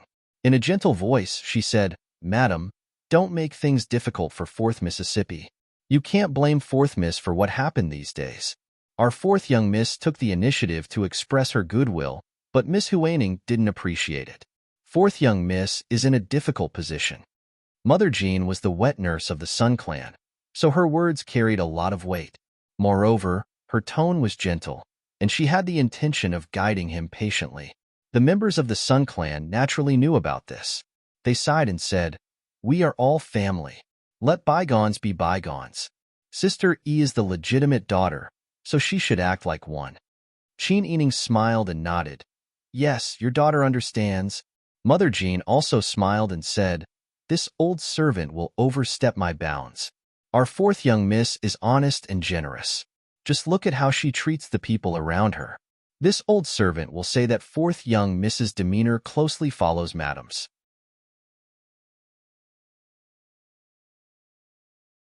You have always treated the servants who serve you well. Isn't 4th young Miss the same? 4th young Miss wouldn't even harm a servant, so why would she take the initiative to provoke others? Madam, there is no such thing as not being allowed to retaliate after being bullied. Mother Jean hated Qin Huaning to the core. Qin Huaning's wet nurse, Mama Kai, was Mother Jin's niece. They weren't very close, but when Mama Kai was chased out of the Fu after being beaten 40 times with the cane because of Qin Huaning didn't even spare her a glance. She didn't even give her a single copper coin. It was as if Mama Kai wasn't her wet nurse, and they didn't even know each other. This kind of behavior was truly chilling. A wet nurse was different from an ordinary servant. She breastfed Qin Huaning and accompanied her as she grew up. She spent more time with Qin Huaning than her biological mother. Mother Jean didn't have a good impression of Qin Huaning after seeing how cold-hearted she was. On the other hand, Ruelan, who had a high status in the Fu, had changed her name to Song Lan, but who didn't know about her past. Despite knowing that she was Ruelan, no one could do anything to her. No one even dared to mention the theft in front of her. This was because Song Lan had been wrongly accused. Her master had overturned the case for her. Song Lan also made a mistake and was chased out, but her master didn't forget her kindness. She spent a lot of money to save her life, and even gave her an even greater honor when she returned. This way, no one would dare to bully her again. When the two of them were in a similar situation, the difference between them was obvious. It could be said that Mother Jean respected Qin Ening as much as she disrespected her in the past. When the Sun Clan heard Mother Jin's words, they also knew that they were right. The main problem still lay with Qin Huaning. "Sister E, later on, go to Snow Pear Courtyard for me and deliver the fox pelt to Sister Hui. Just treat it as going to see her on my behalf. As for her mistakes, I'll properly educate her later." Qin Ening nodded obediently. Yes, seeing her so obedient, the Sun Clan felt a rare warmth in their hearts. They pulled Qin Ening's hand and patted it. "I know you're a good child. In the future, I'll still dote on you. I also hope that our eldest branch will be more harmonious. Don't let outsiders see us as a joke. You're the legitimate daughter and you're sensible, so you should be more tolerant. People say that suffering a loss is a blessing. If you give in to her, isn't that also a blessing for you?" Mother is right. Even though Qin Ening's heart was full of grievances, she didn't want to go against the Sun Clan's wishes. If it was someone else, she would have already questioned. Why should a sensible person be more tolerant? Shouldn't a sensible person be doted on a bit more? Since suffering a loss is a blessing, why aren't you willing to suffer a loss?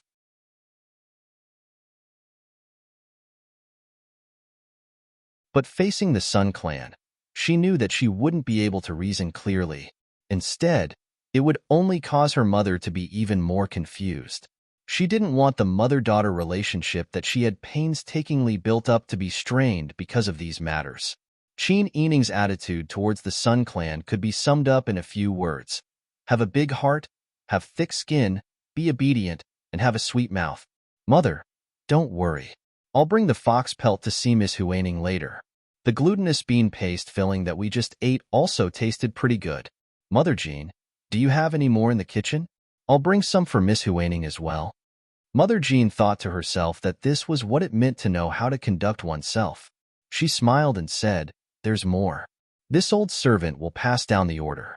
Bring a few more things for Miss Huaning." "Thank you for your trouble, Mother Jean." Jean Ening took the beauty hammer and changed it to massaging the Sun Clan's legs.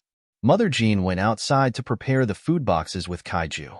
Just as the two of them were about to enter the room to reply, they saw Song Lan and Bing Tang, who were always by Qin Ening's side, walking over with a hand warmer, a thick woolen cloak with large sleeves, and 2 umbrellas.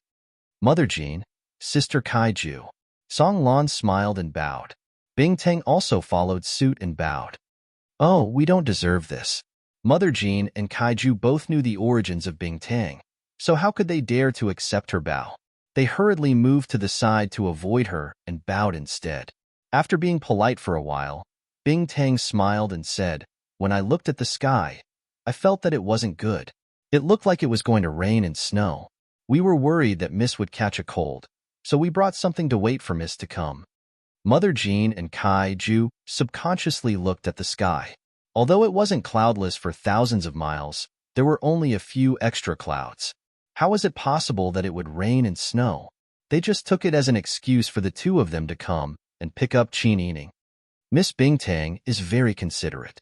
Come in and warm up." Mother Jean led the two of them into the room and warmed them up by the fire in the outer room. She then carried the food boxes into the inner room. Qin Ening was currently discussing with the Sun Clan how to use his fox pelt. "Why don't I not put mine on the cloak and just make it into a scarf? This way, I can wear it no matter what I wear." "That's good. Your maternal grandmother also gave me a sable pelt. Why don't we find someone to make it into a scarf? The remaining edges can be made into a sleeping rabbit. It'll be warm and beautiful to wear." Qin Ening nodded repeatedly and smiled. Mother is still the most knowledgeable. This is even better. I don't know what Miss Huaning wants to do with her pelt. Why don't we ask her? You can ask her when you go later.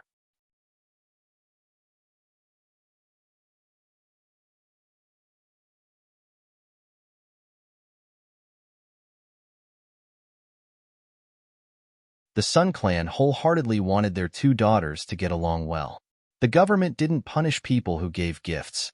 If Qin Ening brought the pelt and snacks, the two of them would naturally get along. Qin Ening saw that the Sun Clan wasn't willing to relent, so he could only smile and agree.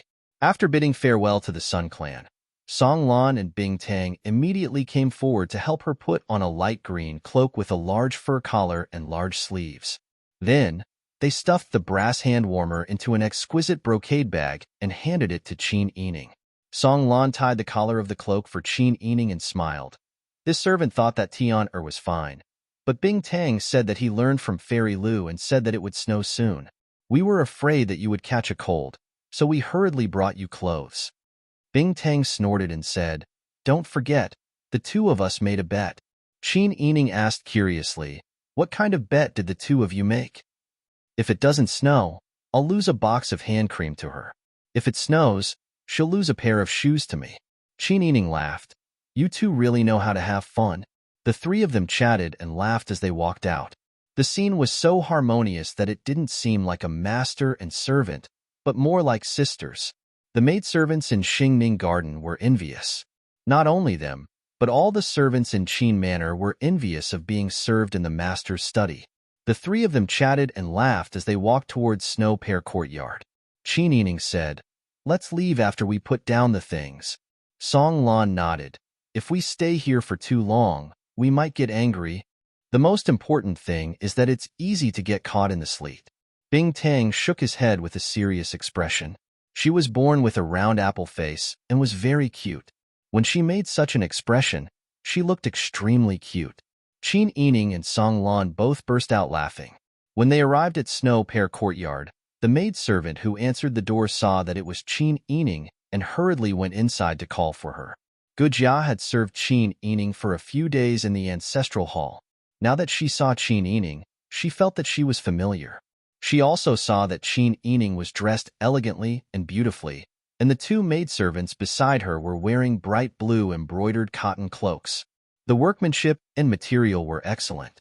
If they went out, they could be compared to the young ladies of small wealthy families. Gu Jia admired Qin Yining even more in her heart, and her attitude became more respectful. So it's fourth young lady. Our young lady is in the room. Please come in.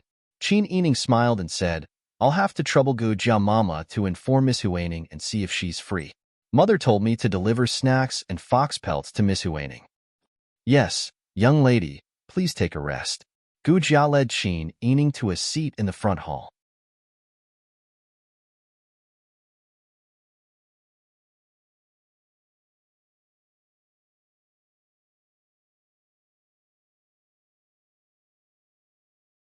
This servant will go and inform our young lady. Qin Yining smiled and nodded. In fact, she had already caught a glimpse of Qin Huaning's figure from the corner of her eye. She only heard her say in a suppressed voice, I don't want the things. Tell her to get out. The head maidservant, Fugui, came in with a tray of tea. When she heard this, her expression froze. She looked at Qin Yining nervously. When she saw that there was nothing strange about her, she squeezed out a smile and said loudly, Fourth young lady, please have some tea.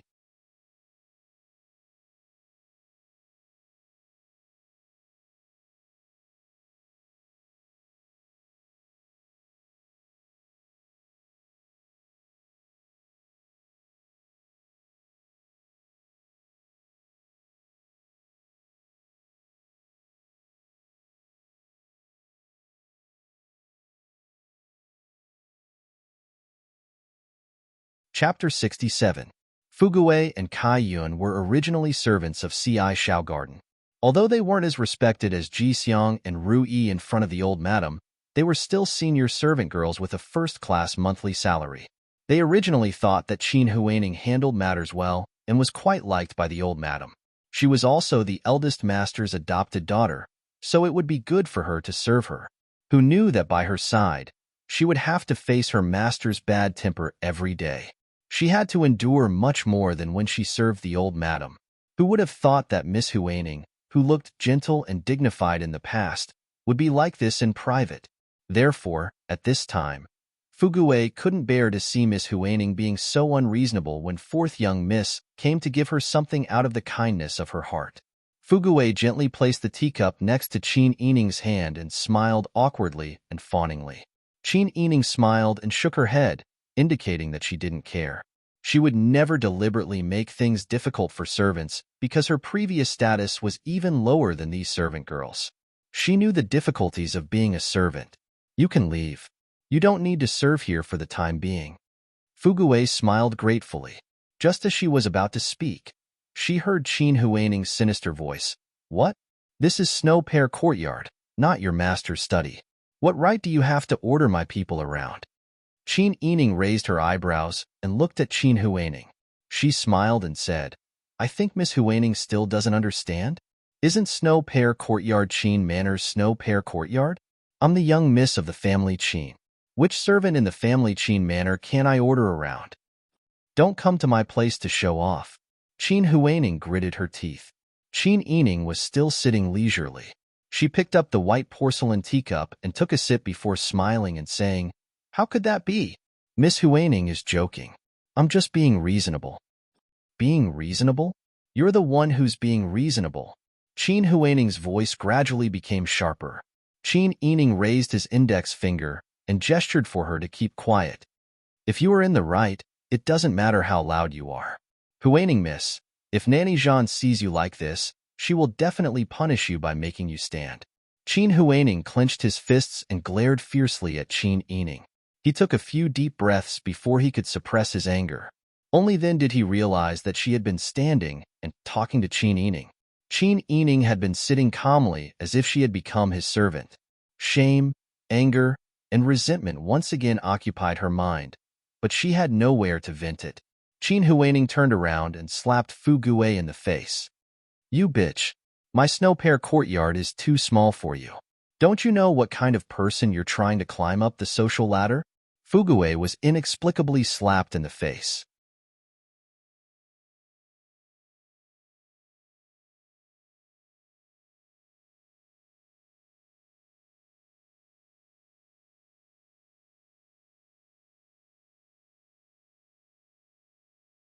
He covered his face and knelt on the ground, sobbing. Qin Yining slowly stood up and said, Miss Huaning wants to discipline her servant, so it's not good for me to intervene.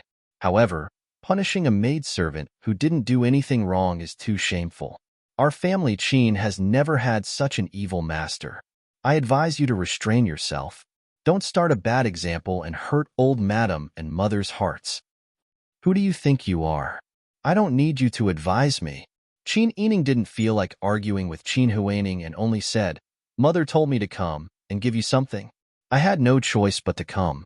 Otherwise, do you think I like seeing your hypocritical face in front of others and revealing your true colors? You can slowly eat the snacks. Mother said that she wants to make the fox fur into a scarf and a sleeping rabbit. Or if you have other uses for it, you can go back with Mother. I'll take my leave. Qin Yining called Song Lan and Bing Tang and was about to leave. Qin Huaning angrily glared and sneered, If you don't pick the leftovers, you won't give them to me. Don't think I don't know that my fur is also the leftovers you picked. She was simply unreasonable. Qin Yining's footsteps paused as she was about to leave. Seeing her stop, Qin Huaning was so scared that she subconsciously shrank back. There was no other way. Qin Yining had already traumatized her. Qin Yining only looked back with a smile and said slowly, You can think whatever you want. I originally disdained to pay attention to people like you, but now I've changed my mind. I'll tell you clearly that I want to bully you, and I want to bully you to death. What can you do about it? You. Qin Huaning was so angry that her lips trembled. If you have the ability, then bully me back. I'll welcome you at any time. If you don't have the ability, then no matter how angry you are, you can only hold it in. Qin Yining, you've gone too far. Qin Huaning screamed. Qin Yining shook her finger and said, Don't say it out loud. Otherwise, people will know how vulgar you are. You'll dirty the family Qin's name. Seeing Qin Huaning's flushed face, Qin Yining gave her a warm and happy smile. Then, she left with Song Lan and Bing Tang. As soon as they left Snow Pear Courtyard, they heard a loud scream from the courtyard. It was followed by the sound of slapping and the cries of maidservants. Qin Yining shook her head and sighed. Let's go back quickly. Song Lan sighed.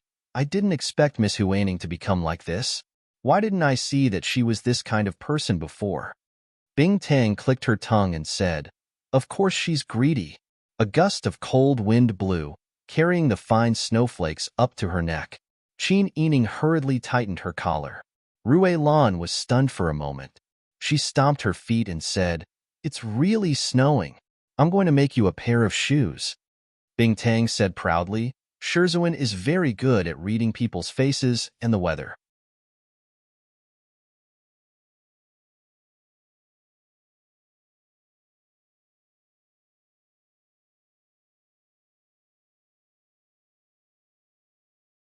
Unfortunately, I've only been with her for a short time, so I've only learned simple things like reading the weather.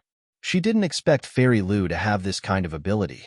She really couldn't judge a book by its cover. The three hurried back to the shore and pavilion. As soon as they stepped on the steps to the porch, the raindrops mixed with the snow turned into ice particles and knocked on the roof and porch with a rustling sound. The three of them looked at each other and laughed. Qin Yining went back to her room and began to look at the account books sent by the Zhaoyan agency. She worked until late at night and then fell asleep. The next day, the news of the war between Xihua City, Dezhou, and Dian spread throughout the capital. The people, who were originally immersed in the joyous atmosphere of the new year, suddenly fell into a panic that the country was about to be destroyed. Qin Huaiyuan was kept in the palace by the emperor for several days to discuss countermeasures. He even slept in the imperial study late at night. Qin Huaiyuan couldn't go home, so the atmosphere in the house became tense. The two brothers of the Sun Clan were generals guarding Xihua City. The war in Xihua City was urgent, and the Sun Clan was sitting on pins and needles all day long, not to mention the situation in Dupdingwa's Fu. Qin Yining advised the Sun Clan, Grandmother must be in a bad mood. Let's go to Dupdingwa's Fu more often these days and accompany her to relax. Mother, please don't make Grandmother worry in front of her. The Sun Clan nodded and rubbed her face before saying, I know, but I'm really worried about your eldest and second uncles. I heard that Pang Zhao's art of war is godly. I'm afraid your eldest and second uncles won't be able to hold on. They won't. Eldest and second uncles aren't to be trifled with. Qin Yining gave Mother Jean a look. Mother Jean understood and took a cloak and sleeping bunny to serve the Sun Clan.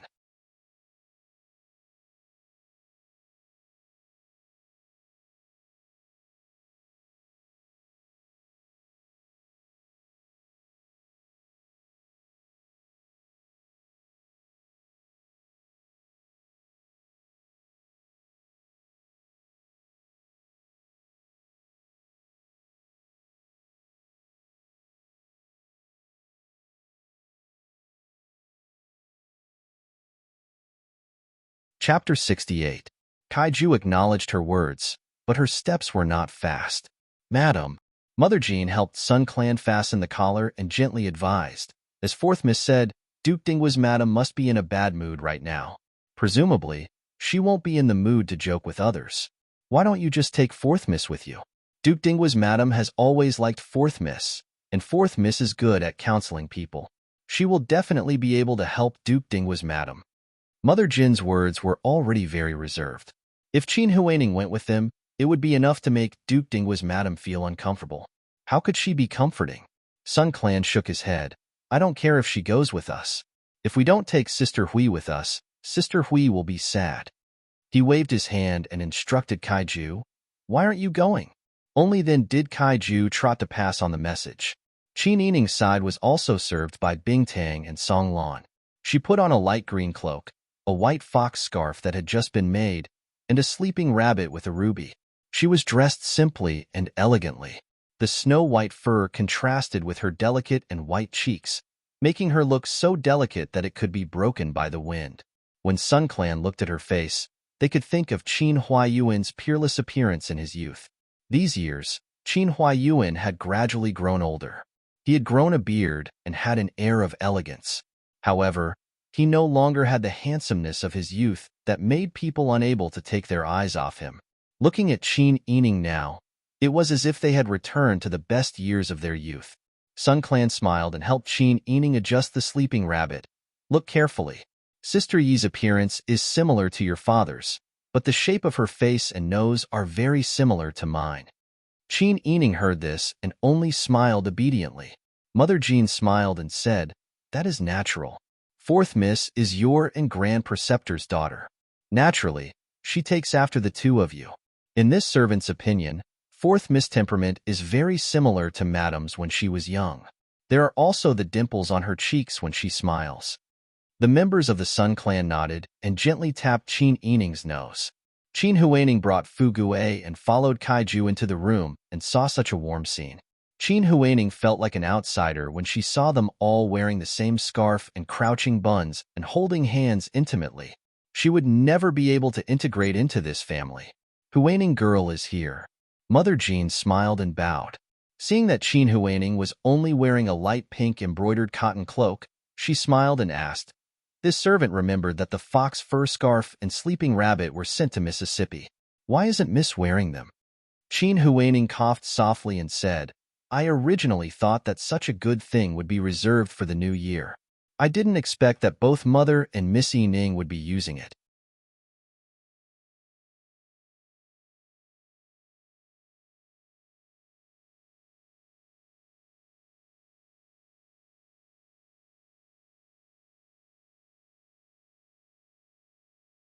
The members of the Sun Clan smiled and said, What is there to keep? If you have it, just wear it. Are you afraid that there won't be new ones to use during the new year? Qin Yining smiled and walked in front of Qin Huaining. He looked her up and down with a smile, then handed his hand warmer to Qin Huaining and said gently, Fu Gue, it's so cold today. Why didn't you think of bringing a hand warmer for your miss? And this cloak, I remember that it came with a matching guanine pouch. Why didn't you wear it? If you catch a cold, Mother's heart will ache. The members of the Sun Clan frowned and said, It's cold. Why didn't you pay attention to your clothes? Could it be that Kaiju didn't tell you that we were going to the Duke's estate? If your maternal grandmother's family saw this, it would seem that I was mistreating you. As he spoke, he turned around and ordered Mother Jean, Go and bring my hood that is similar in color to Sister Hui. Yes. Mother Jean smiled and retreated. Before she turned around, she looked meaningfully at Qin Huaining. Qin Huaining held Qin Yining's hand warmer.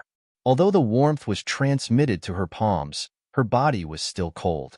Only her heart felt like it was burning. Qin Yining was definitely doing this on purpose. Why didn't she realize that Qin Yining was such a person who was good at sowing discord?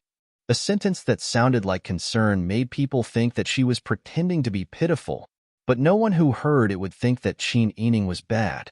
Qin Huaining stiffly squeezed out a smile and said, "Thank you, Mother." She had learned her lesson and knew that Qin Yining was someone who could do anything. She didn't dare to cause discord with her in front of the Sun Clan. Mother Jean came to help Qin Huaining put on the guanyin bib. Coincidentally, the little girl also came back and said that the carriage was ready. She went to report to the old madam and went to Duke Ding's estate together.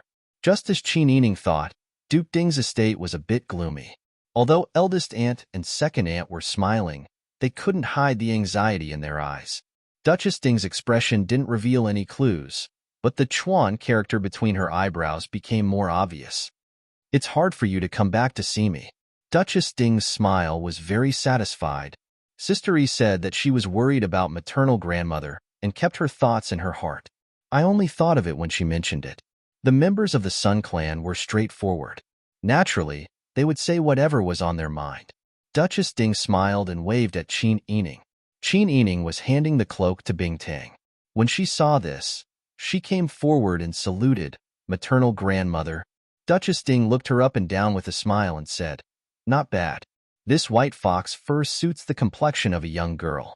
Why do I feel that your complexion is better than before? Your skin is also delicate."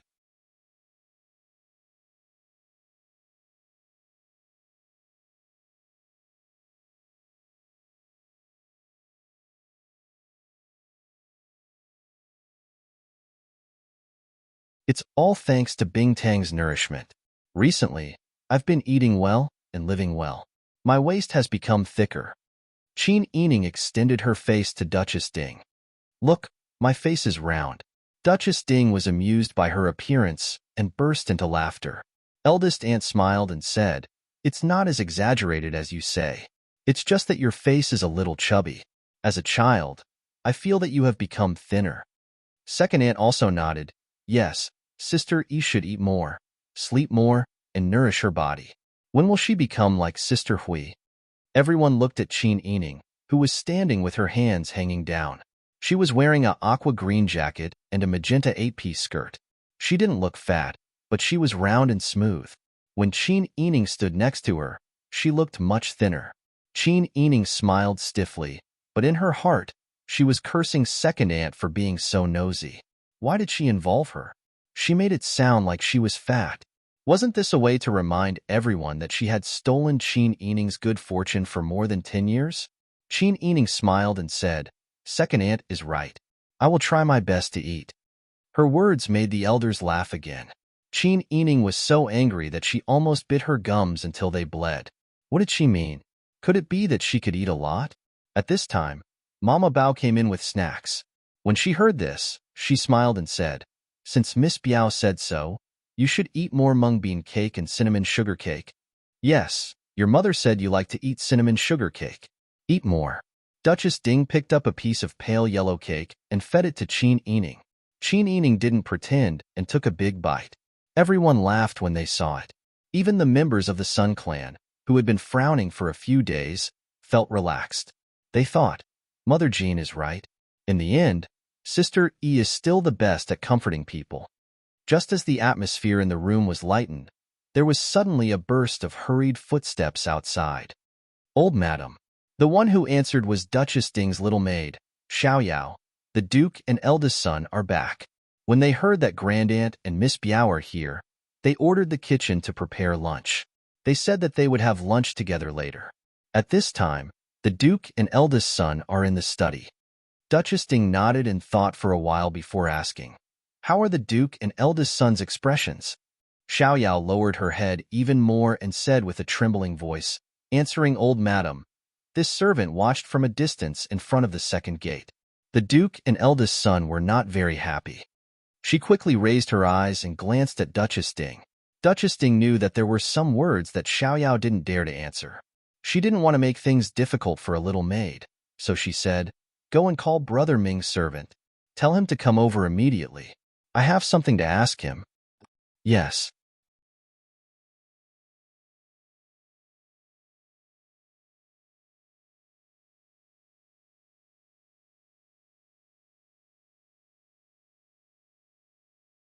Xiaoyao secretly breathed a sigh of relief and ran out. Not long after, a young man wearing a dark blue cotton-padded jacket and a Lioha hat entered the door. He knelt in the outer room and saluted across the screen. "Greetings to old madam." "Luan, get up and answer." "Thank you, old madam." Luan stood up and still bowed. Duchess Ding then asked, "Did you hear what Brother Ming said today? Why are your duke and eldest son not happy?" Luan said, "This servant is not clear about the specifics. I just vaguely heard the duke and eldest son say, outside the carriage, that the Empress Dowager of Dezhou has a headache. She has a headache all day long and can't sleep. They said that it can only be cured by eating people's brains." This servant also heard eldest son say that the emperor seems to want to find a divine doctor to offer to Dezhou to treat the Empress Dowager of Dezhou. Duchess Ding nodded when she heard the words and said, "You can leave?" "Yes." Luan saluted and left. The room fell into silence. After a long while, eldest aunt squeezed out a sentence from between her teeth. "Dezhou is really a barbarian tribe. If eating people's brains can cure a headache, then how can a cripple not be crippled after eating people's legs?" Second aunt couldn't help but worry. "I don't know how they're fighting with that group of barbarians in Xihua City. If we had known earlier that we would be worried, we really shouldn't have let second brother and fourth brother's family go." Qin Yining's eldest uncle and second uncle were guarding Xihua City. Even second cousin and fourth cousin lived in Xihua City with their families. Second cousin was second aunt's eldest son, and fourth cousin was second aunt's illegitimate son. Second cousin and fourth cousin each had a son, and now they were all in Xihua City. Thinking about it carefully, the second branch had far more people on the front line than the eldest branch. It was enough for eldest aunt to only think about eldest uncle, but second aunt thought about her husband and her son. She thought about her son and worried about her grandson, so she couldn't be at ease all day. Duchess Ding naturally knew the bitterness in her daughter-in-law's heart, so she took her hand and patted it. "Don't worry, our family has never done anything that damages our virtue. Our ancestors have accumulated virtue, so our descendants will definitely be blessed by God. They will definitely be able to turn misfortune into good fortune." Second aunt nodded and said with a smile, "Mother, you're right. Look at me.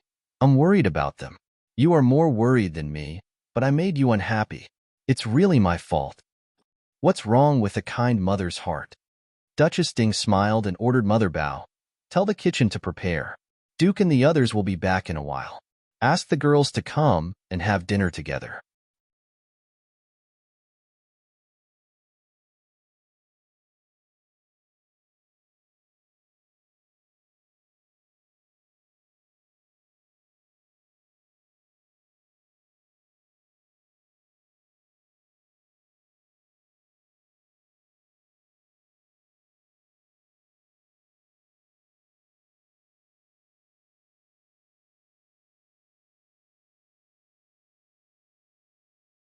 Chapter 69.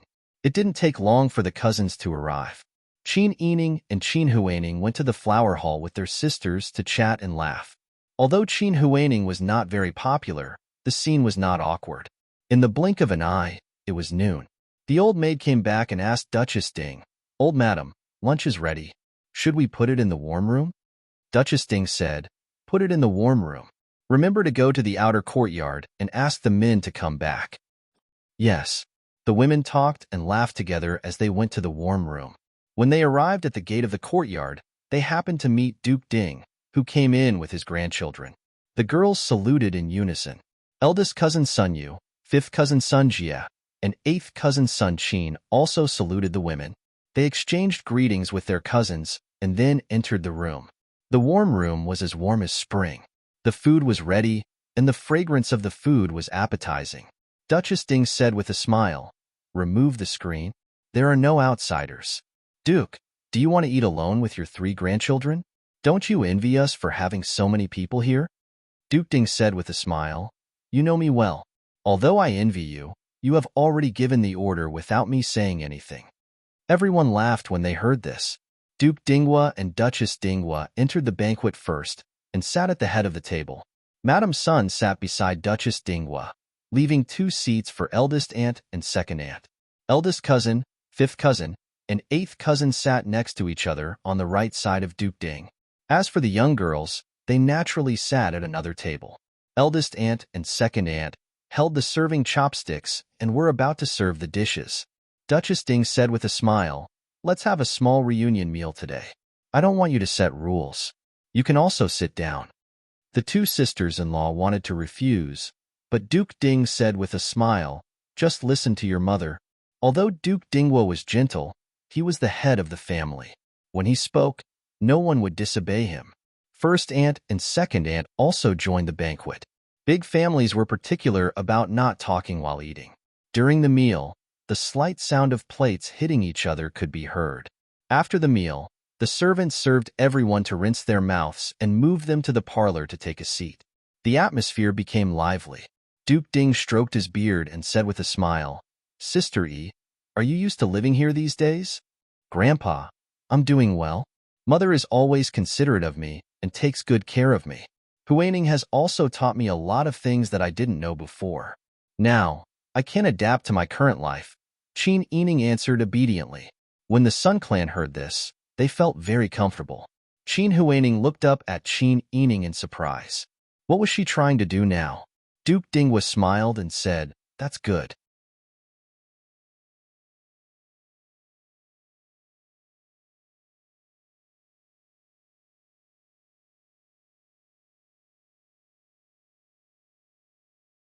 It's your mother's blessing that you and Sister Hui are so friendly. If there's anything you need, or if you encounter any difficulties that you can't help with, just send someone to tell your grandmother. Yes. Thank you for your concern, grandfather. Qin Yining bowed gratefully. Duke Dinghua smiled and waved his hand, indicating that she could sit down and there was no need to be reserved. Qin Yining sat down next to Qin Huaining in the empty seat next to her. She looked calm and at ease, as if there was no discord between the two of them. Qin Huaining's whole body was tense. As long as Qin Yining was by her side, she felt uncomfortable all over. She had to force herself not to show any clues and make a fool of herself. Although Duchess Ding was worried about the outside world, she could still keep her composure. On the other hand, second aunt was really worried about her husband and children. She couldn't help but ask hesitantly, Father, how's the situation in Xihua City? Duke Dinghua thought for a moment and said solemnly, The 2 armies in Xihua City are at war. Pang Zhishi is using tricks. We haven't gained any advantage for the time being. Everyone's hearts sank when they heard this. However, second aunt comforted herself and said with a smile, Although we haven't gained any advantage, at least our men are still safe and sound. The relatives who stayed behind could only hope for this simple, extravagant hope. Duke Dinghua sighed and said, I can only blame myself for being old. Otherwise, I would have to go to Xihua City and take down Pang Zhishi's prestige. Grandfather is old but strong. It's just that you don't need to go out for the time being, fifth cousin Sun Jie said with a smile. Eighth cousin Sun Qin frowned and said, Actually, the war is only one part of it. What's infuriating is de Zhou's arrogance. Their Empress Dowager is sick with a cold. How could they have the nerve to send someone to inform us? Why? They invaded us and want us to find a doctor to treat the Empress Dowager? The whole world had become their families. But the Emperor is actually in a hurry to find a famous doctor. This is simply, Eighth brother, be careful with your words. Eldest cousin Sun Yu reprimanded softly. Only then did eighth cousin remember that there were other cousins around. He smiled awkwardly. Qin Yining lowered his eyes and listened to this from the side. He felt as if a big stone was pressing down on his heart. The Emperor was so muddle-headed. He only knew how to be lovey-dovey with the demon Empress. He even schemed against his subjects behind their backs. However, he never thought that the imperial court would band together to fight against foreign enemies. Dian, the common people had such a muddle-headed emperor. If they expected him to straighten his back and be strong, they might as well expect him to die early. Just when the room was silent, a a servant's voice suddenly came from outside.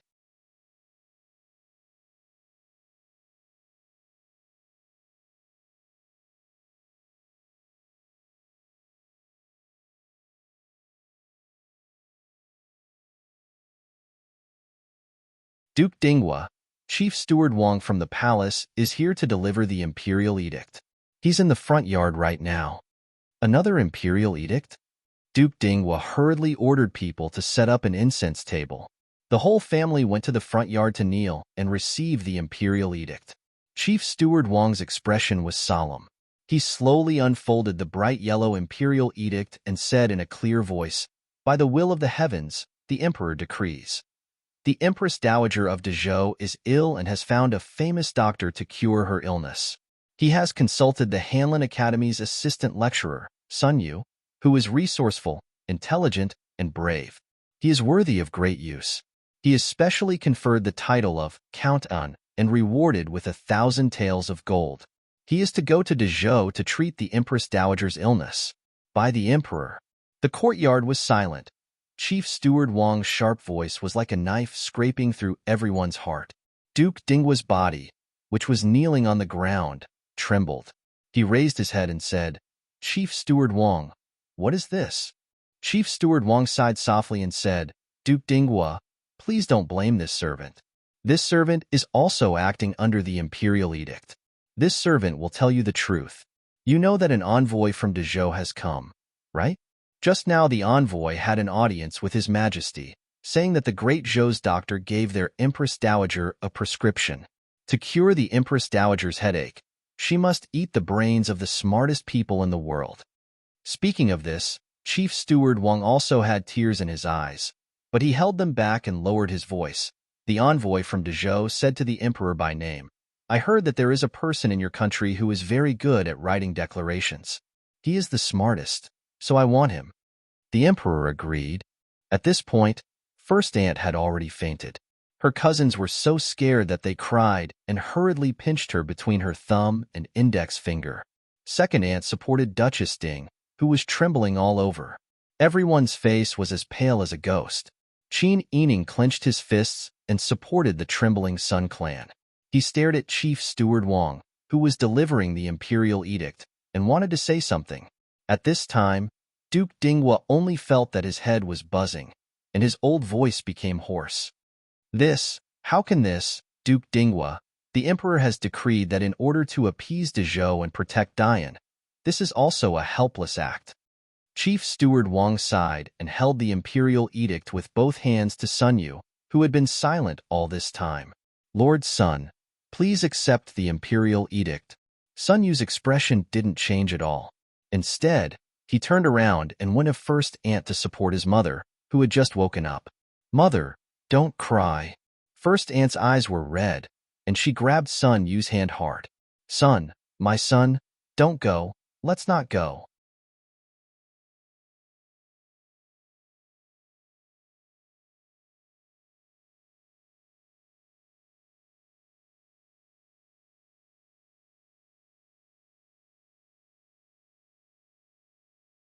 "We can't accept this imperial edict. Don't go. You're not allowed to go." Sun Yu's eyes were filled with tears. He hugged his mother in his arms to comfort her and patted her back. Okay, mother, I won't go." However, the imperial edict had already arrived. What should they do if they didn't go? Everyone panicked. Qin Yining's mind turned quickly. He grabbed Sun Yu's sleeve and lowered his voice. "Cousin, accept the imperial edict first. Let's discuss the rest at length and then think of countermeasures." Qin Yining's face was full of tears. He also said in a low voice, "Yes, yes, yes. Dezhou's mountains are high and the road is long. Who would recognize what you look like? When the time comes, we'll find someone to replace you." The words of the two vaguely gave everyone hope. Yes, in the face of danger, they were all panicking. First Aunt nodded repeatedly. Yes, accept the imperial edict first. Let's think of a way." Duchess Ding and the Sun clan also breathed a sigh of relief. However, Sun Yu smiled and slowly stood up. "I, Sun Yuanming, am a man of indomitable spirit. I am righteous and upright. Grandfather, grandmother, mother, I don't want to drag out an ignoble existence. He turned around and walked quickly to Chief Steward Wang. He sneered and flipped the imperial edict to the ground. Dezhou's bandits invaded my country, killed my people, and deceived my country's emperor. They want my brain to cure their illness. In their dreams, I'll smash it to pieces rather than give it to them. As soon as he finished speaking, he suddenly slammed into the base of the platform on the side. Immediately, with a bang, red and white splattered everywhere. Blood stained his green robe, and his thin body fell under the steps. Ah, Brother Ming, my son. No one expected Sun Yu to be so fierce. Duchess Ding, first aunt, and second aunt all screamed and fainted. The girls were so scared that they hugged their heads and cried. Some fainted on the ground. The scene was a mess. Fifth cousin and eighth cousin threw themselves on Sun Yu's body. They beat their chests and stamped their feet, crying bitterly and shouting his name. Duke Ding trembled all over. He looked at the body of his favorite grandson and the mess on the ground. Suddenly, he pulled the corners of his mouth and forced a smile. Good, good, Brother Ming. You are a man of my Sun family. You are a man with a backbone. Grandfather didn't love you for nothing. Grandfather didn't love you for nothing. Speaking of this, Duke Ding was already in tears. He threw himself on the ground and cried loudly. Chief Steward Wang wiped his tears with his sleeve and said anxiously, Duke, what should we do? If His Majesty blames us, what should we do? At this time, Duchess Ding had been woken up by Bing Tang's silver needles. She sat up with the help of Qin Yining and the Sun Clan. Hearing this, she sneered.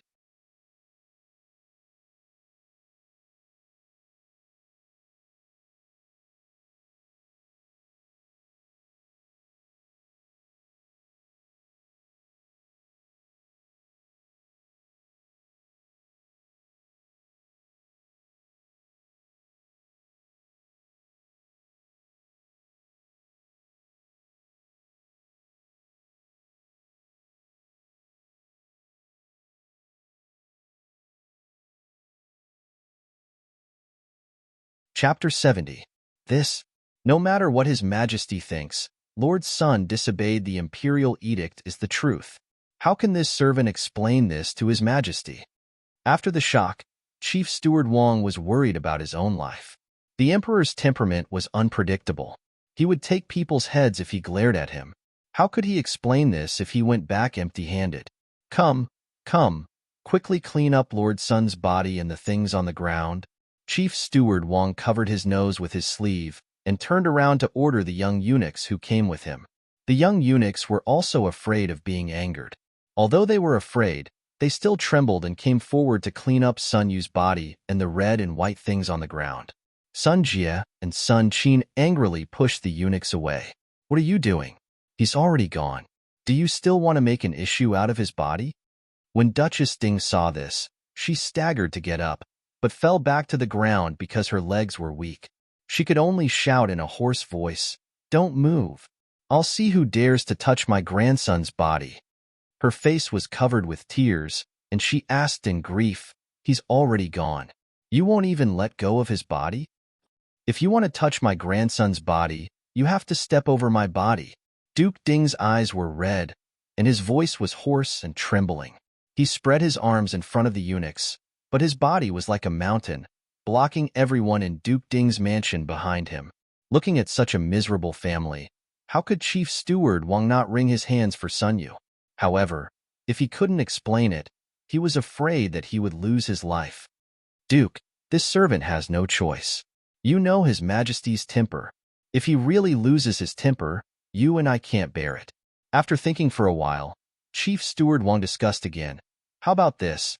This servant will order someone to go back to the palace to report to His Majesty, and we will listen to His Majesty's decree. If His Majesty showed mercy, it would solve his dilemma. After all, if he offended Duke Ding, he wouldn't have a good ending. Duke Ding gritted his teeth and nodded. In that case, I'll have to trouble Chief Steward. Chief Steward Wang repeatedly said, I don't dare. He hurriedly turned around and ordered a young eunuch to go back to the palace to ask His Majesty's decree. The little chamberlain didn't dare to see the emperor, but he couldn't refuse. He could only leave with a sad face. Everyone braved the cold and waited in the courtyard. It was unknown when Xiao Shui had started to float in the air. The fluttering snow fell to the ground and melted, dampening the ground. But no one wanted to avoid it. In the courtyard, only the sound of the womenfolk sobbing and crying could be heard. Eldest aunt regained consciousness. When she saw her son's miserable state, she cried until she fainted again. Second aunt and the Sun clan hugged each other and cried bitterly.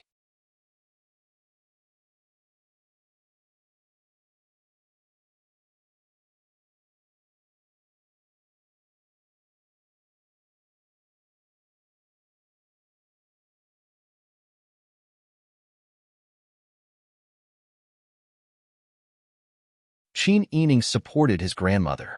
Tears streamed down his face like a broken thread, and he couldn't stop.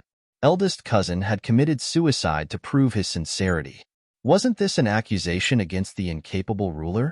It was just that the concept of loyalty and patriotism was deeply ingrained in their bones. There were many things that they could not say out loud, and they did not dare to say out loud. If they didn't say anything, they would only be using their deaths to show their sincerity. If they did, it would be seen as having the intention to rebel against their superiors. Qin Yining didn't know what the others were thinking, but she hated the incapable ruler to the core. She couldn't help but think of Qin Huayuan. Eldest cousin used to be like adding oil to the fire, fresh flowers blooming with brocade. Wasn't Qin Huayuan the same? In troubled times, the most difficult thing to predict and resist was unpredictable fate. Half an hour later, the sound of disorderly footsteps could be heard. This time, it was not only the eunuch who had just spoken, but also several Jinwu guards who were walking in front of the emperor. When the eunuch heard the emperor's decree, he bowed confidently and said, "The emperor has a verbal order." He ordered this servant to make sure to explain it clearly to Duke Ding. Chief Steward Wang nodded and motioned for the eunuch to speak. The sobbing in the courtyard gradually weakened. Everyone stared at the eunuch who had delivered the message. The emperor said, "Your Duke Ding's mansion claims to be loyal, but you're not willing to sacrifice Sun Yu for the sake of the country. It's obvious that sacrificing Sun Yu alone can quell Dezhou's anger. Perhaps Xihua City will withdraw its troops and release more than 10,000 captives. However, Sun Yu only knows how to show off his power, not to mention killing him. Even if he was chopped into 10,000 pieces, even his corpse and brain matter would be sent to the great Zhou country without any damage.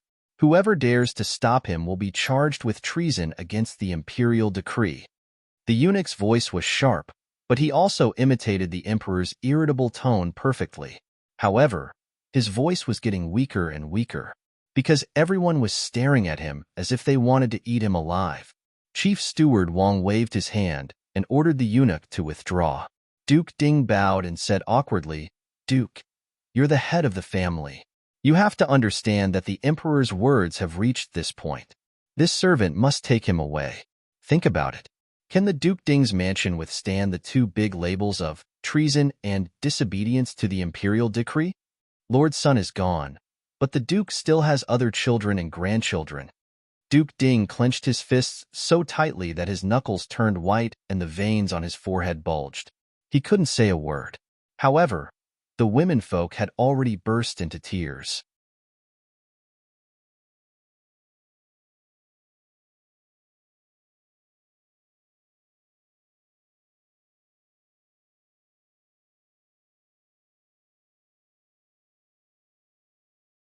The Jinwu guard stepped forward and pushed away fifth cousin and eighth cousin, who still wanted to stop them.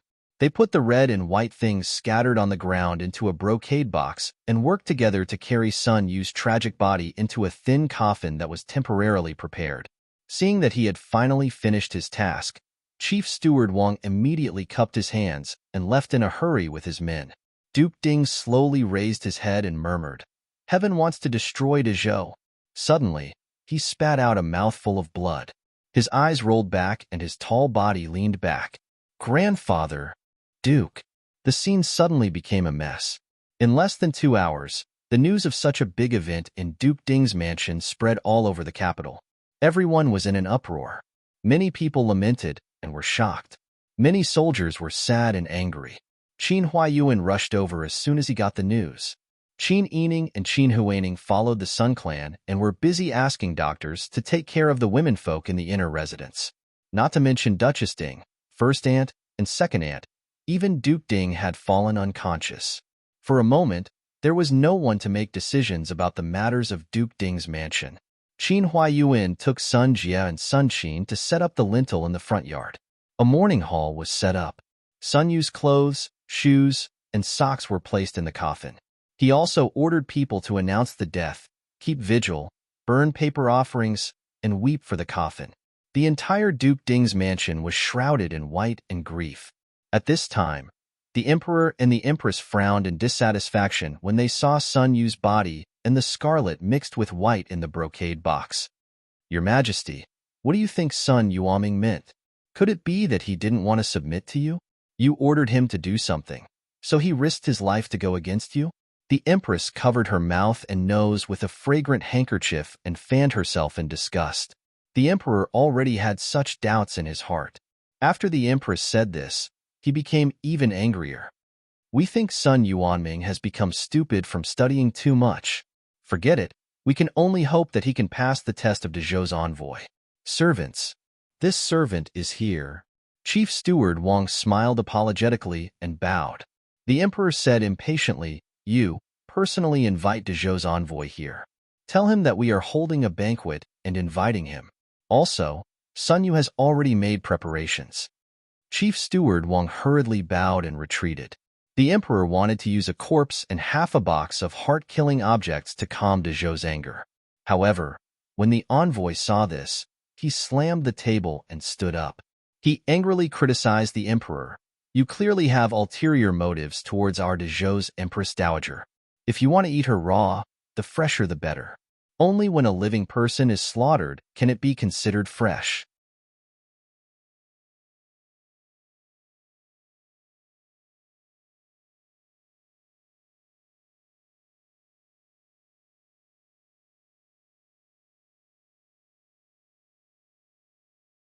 If such a corpse is sent over, won't it become unbearably smelly? How do you expect the Empress Dowager to consume it? The Emperor also knew this and could only smile apologetically and persuade him. The envoy angrily left without taking the corpse with him. The Emperor did not dare to act rashly in front of the envoy. After the envoy left, he flipped the table and loudly ordered Chief Steward Wang, Throw Sun Yu into a mass grave for us. We are annoyed just looking at it. Chief Steward Wang's heart skipped a beat. He quickly lowered his head and retreated to do as he was told. Fortunately, Chief Steward Wang still had some humanity left in him. Although he had left him in the mass grave, he had immediately ordered someone he trusted to deliver a letter to the Ding public house, asking them to quickly clean up the mess so that he would not be eaten by wild wolves or dogs. When Sun Jia and Sun Qin heard this, they could not help but cry again. Their eyes were red with hatred. Qin Huayuan said tiredly, No matter what, it is more important to bring Yuanming back and bury him. The rest needs to be discussed at length. You are not young anymore and understand many things. This is the Emperor's temperament. You are not just yourselves. Duke Ding's mansion is a big family. There cannot be any more mishaps. Uncle, you are right. Sun Jia wiped his tears and said, I will take my men and go quickly. Eighth brother, you stay here and guard. Okay. Sun Qin also wiped his face. After Sun Jia left, Sun Qin gratefully bowed to Qin Huayuan. Today is such a big matter. Fifth brother and I are already panicking. There is no one in charge at home. We don't know what to do. If it weren't for you, sigh. Qin Huayuan waved his hand. We are all family. Sun Qin nodded emotionally and said, Yes. Qin Huayuan sighed and exhorted, Pass down the order. Tell everyone in the residence to watch their mouths. There are some things that can't be said out loud. His Majesty is currently in a fit of anger. If word gets out, it will be a fatal disaster. Yes. Sun Qin pursed his lips and nodded. Qin Huayuan patted Sun Qin on the shoulder and said, If the Emperor wants the subject to die, the subject has no choice but to die. This is the path of a subject. Hearing this, Sun Qin looked at the spirit banner that was blown by the cold wind, and tears came to his eyes again. Sun Jia rushed to take Sun Yu's body back. Finally, it could be put in the coffin. Qin Huayan looked at Sun Yu in the coffin and suddenly felt that the teeth were cold without the lips and the teeth were cold. When he thought of how talented Sun Yu was when he was alive, he couldn't help but sigh. As soon as the Sun Clan side served Duchess Ding with medicine, Duchess Ding called Mother Bao to ask about the situation of Duke Ding in the outer courtyard. Mother Bao had changed into a plain dress with a white belt around her waist.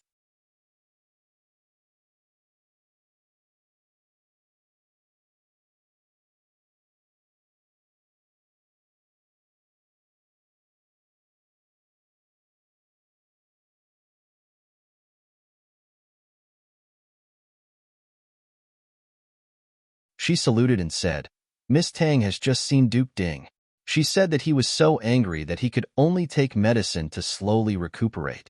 Duke Ding woke up just now, took the medicine, and fell asleep again. The son-in-law of the outer courtyard took care of it with 5th Lord and 8th Lord. They have already put him in the coffin. You said that Brother Ming's zombie leader is back? Yes. Mother Bao was afraid that Duchess Ding would faint again from anger, so she didn't dare to mention that she had taken Sun Yu back from the mouth of wild dogs and wolves in the mass grave. Duchess Ding only thought that the Emperor had sent Sun Yu back, so she closed her eyes sadly. Because he had died a violent death, Sun Yu's coffin only stopped for 7 days before he was buried. These days, Qin Yining and Qin Huaning had been following the Sun Clan to take care of Duchess Ding.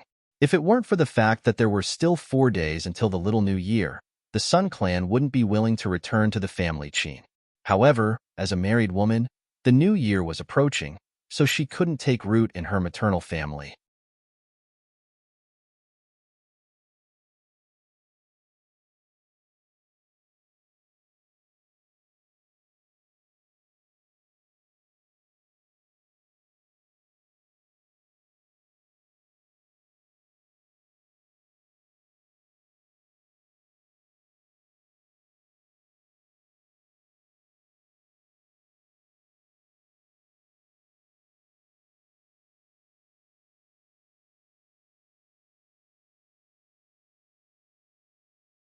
Chapter 71.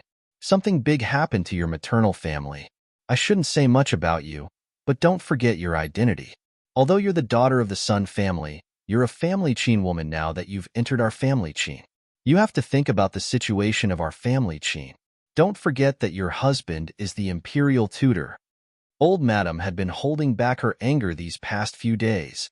Although a great talent like Sun Yuaming had passed away just like that, which really made people sigh and wring their wrists, Old Madam was worried that their family Qin would be implicated by Duke Ding's family. The Emperor had decreed. Regardless of whether this decree was reasonable or not, an imperial decree was an imperial decree. Although Sun Yuanming's death was tragic and stirring, the crime of disobeying the imperial decree was real. On the day of the accident, when Qin Huayuan wanted to go to Duke Ding's residence, Old Madam stopped him. However, her son had grown up and had his own ideas, so she didn't stop him. She originally thought that Qin Huayuan would just go to take a look. Who would have thought that he would help the Sun family? Even when she sent someone to say that she was sick and wanted Qin Huayuan to come back to take care of her, he only came back to take a look. After confirming that she was just pretending to be sick, he reasoned with her and left. But who did she do this for? Thinking about it, her son wasn't the kind of person who would forget his mother after marrying a wife. Maybe the Sun Clan did something, or said something. Today, she finally caught the Sun Clan back to the residence. How could she not lose her temper? The Sun Clan was already sad. Now, she felt even more dizzy. Originally, she wasn't good at analyzing these major events. Now, her brain was like paste. She didn't think about the deeper meaning of Old Madam's words. She only felt that Old Madam was blaming her for living in her maternal family for so long. When Qin Yining saw the Sun Clan's expression, he knew that she was going to lose her temper. He wanted to stop her, but he wasn't as fast as the Sun Clan's mouth. Old Madam, you're being too unreasonable. Something like this happened to my maternal family. My parents are so sad that they fell ill. Moreover, Yuanming's funeral hasn't been finished. How can I leave them alone? Old Madam, at least put yourself in her shoes and think about it. You can't be so unreasonable. The Sun Clan's voice was a little hoarse, so when they screamed, they sounded even more hoarse. Upon hearing the Sun Clan's words, Qin Yining knew that something bad was about to happen. He hurriedly explained, "Old madam, please calm down. Mother didn't mean it that way." Old madam was so angry that she stood up and no longer listened to what Qin Yining was saying. "Are you saying that I'm being unreasonable? Is there a daughter-in-law who talks to her mother-in-law like that? I've tolerated you all these years."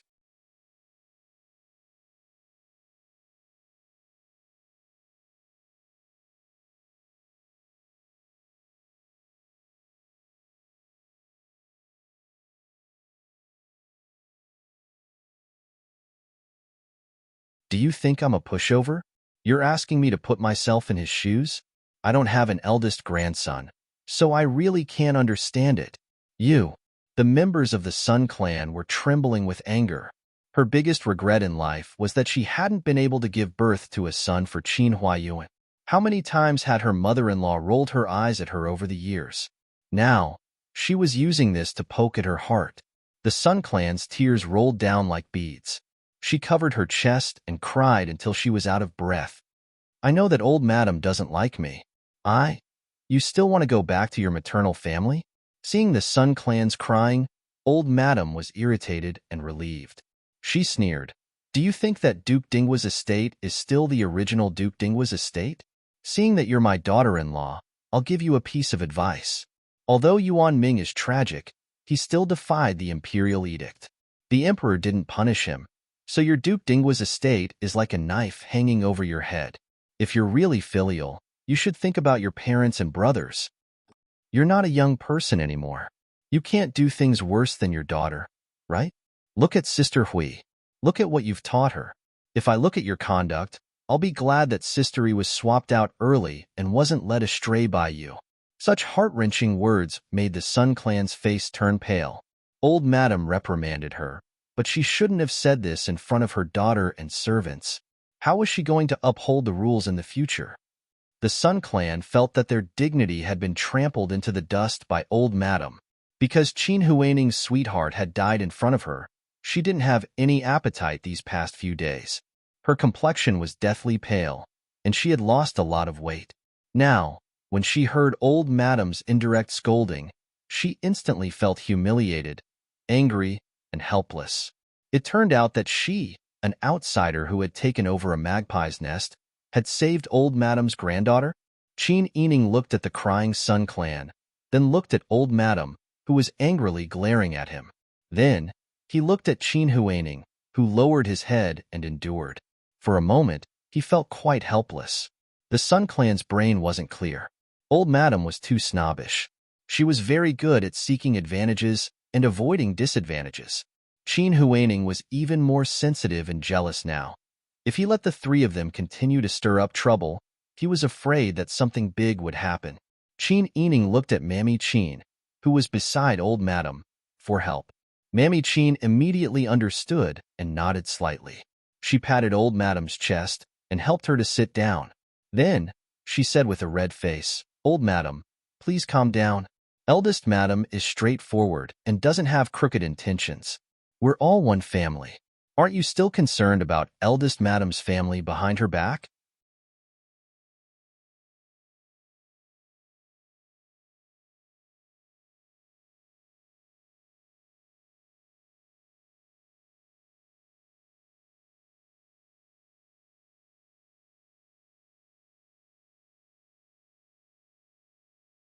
Then, she turned to the Sun Clan and said, "Eldest madam, don't blame old madam for speaking too fiercely. She was just speaking hastily. Old madam is still worried about the Fu. Eldest madam also knows that Grand Preceptor is in a difficult position in the imperial court now. Don't be sad. Old madam is doing this for the good of this family." Not only did she appease old madam, but she also gave the Sun Clan a way out. If they were smart, they would go along with the meaning and apologize, and the matter would be over. However, the Sun Clan member said quickly, "I know that old madam is thinking too far ahead after seeing that our family has committed a crime. Previously, when our family was flourishing, you all rushed to talk about marriage. Where did your enthusiasm go? Now that the master has achieved meteoric success, you all have forgotten who promoted him. When there's a matter, you want to shrink your neck. You're really heartless and unscrupulous. I don't like you. What the Sun Clan said was the truth. However, no matter how true it was, they shouldn't say it indiscriminately. Could it be that after saying these words, they wouldn't be able to live in the family in the future? Qin Yining held his forehead and hurriedly pulled the Sun Clan member to kneel down. Old madam, please calm down. My mother is confused because of grief. She didn't do it on purpose. Didn't do it on purpose? Old madam's face was red. It was unknown whether it was because she was embarrassed or angry after being exposed. If it weren't for the fact that you gave birth to such a sensible daughter like Sister E, I would have asked eldest madam to divorce you today.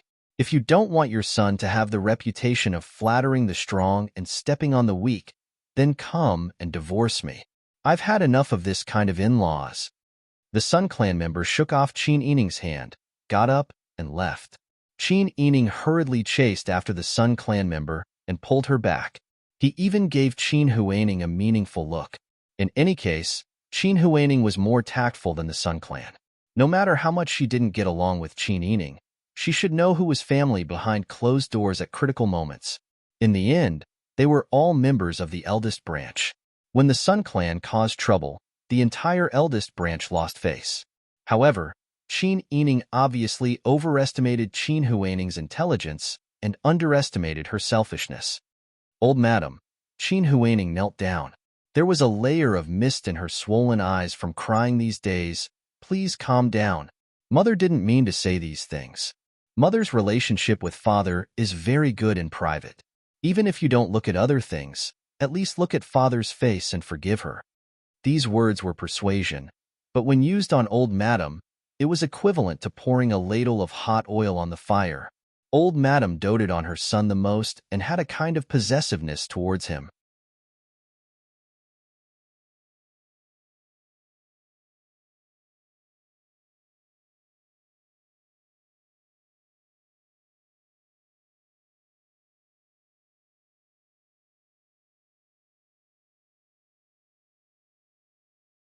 This possessiveness was strongest on Qin Huaiyuan. Although she hoped that her son and daughter-in-law would be harmonious and would get angry when she saw her daughter-in-law do stupid things, in her heart, she still secretly felt that her daughter-in-law wasn't good. Only then would her son recognize who was the closest to him. Qin Huaining precisely grasped old madam's mentality. The Sun Clan didn't dote on her anymore, so why would she still speak up for the Sun Clan? There was no good person in this family at all. Sure enough, as soon as old madam heard this, she exploded. She smashed the teapot and teacup and scolded. I knew it was you, a stupid woman, who urged Brother Ming to stay in Duke Dinghua's mansion to help your maternal family. Don't you see what kind of situation it is now? Your nephew is dead. Don't tell me you want your husband to also be implicated. The Sun Clan had just been pulled back by Qin Yining when they heard old madam's words. They were so angry that their faces turned ashen. Just as they were about to shout back, they felt a pain in their heart. Their vision turned black, and their body softened and fell down. Mother! Mother! Qin Yining caught the Sun Clan's body that had softened. Io! The eldest madam fainted. Mammy Qin hurriedly called someone over and ordered, quickly go and call the doctor. Old madam was stunned. Was this a new trick that she had learned? Was she really fainting, or faking it? Now that she fainted, was she trying to blackmail her, or something? Mammy Qin had already run out at this time. Quickly, quickly, quickly, carry the eldest madam into the room first. The maidservants and senior servants scrambled to carry the eldest madam. Don't move. Qin Yining pulled away the people who were messing around and said, I've seen people who suddenly fainted. It's not good to move them after moving them. Later, the doctor said that it's because of a heart attack, so they can't move around recklessly. Quickly, go and call Bing Tang over first. The last sentence was an order to the head maidservant Ji Xiang. Just as they returned to the residence, Bing Tang and Song Lan were sent back by Qin Yining to prepare for bathing and so on. They weren't brought along. Ji Xiang hurriedly nodded and quickly left. Qin Yining anxiously pinched the perlicue in the philtrum. At this time, Qin Huaining also knelt beside the Sun Clan. Tears streamed down her face. Mother, don't scare your daughter. Quickly wake up. Qin Yining sneered. She didn't avoid the old madam. Mammy Chin, and the others, nor did she avoid the servants in the courtyard who were watching. She raised her hand and slapped Qin Huaining. This slap was merciless. Qin Huaining was in so much pain that she saw stars and fell to the ground. She tilted her head and spat out a mouthful of blood. There was actually a tooth in the blood. Ah, my tooth. You. Qin Huaining, I'm telling you, it's fine if mother is fine.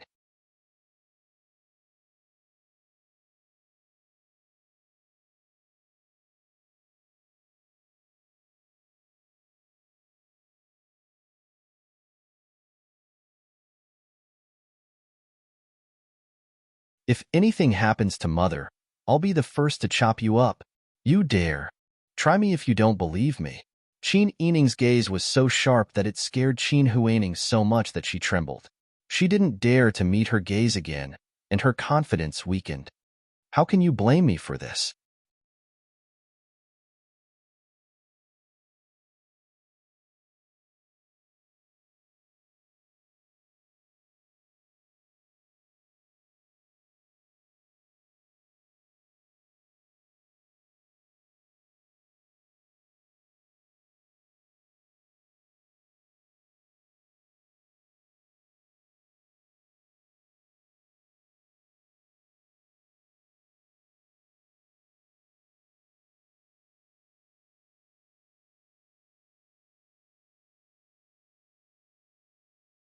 Chapter 72. Qin Ening's imposing manner scared Qin Huaining so much that his face paled, and he shook his head. You don't dare. What right do you have to speak like that? Who are you in this family? There's old madam, father, and mother. What right do you have to punish me? Grandmother. She wants to kill me. Quickly save me. Qin Huaining was about to get up and run inside to ask for help. Qin Ening grabbed him by the collar and casually threw him aside in a seemingly relaxed manner.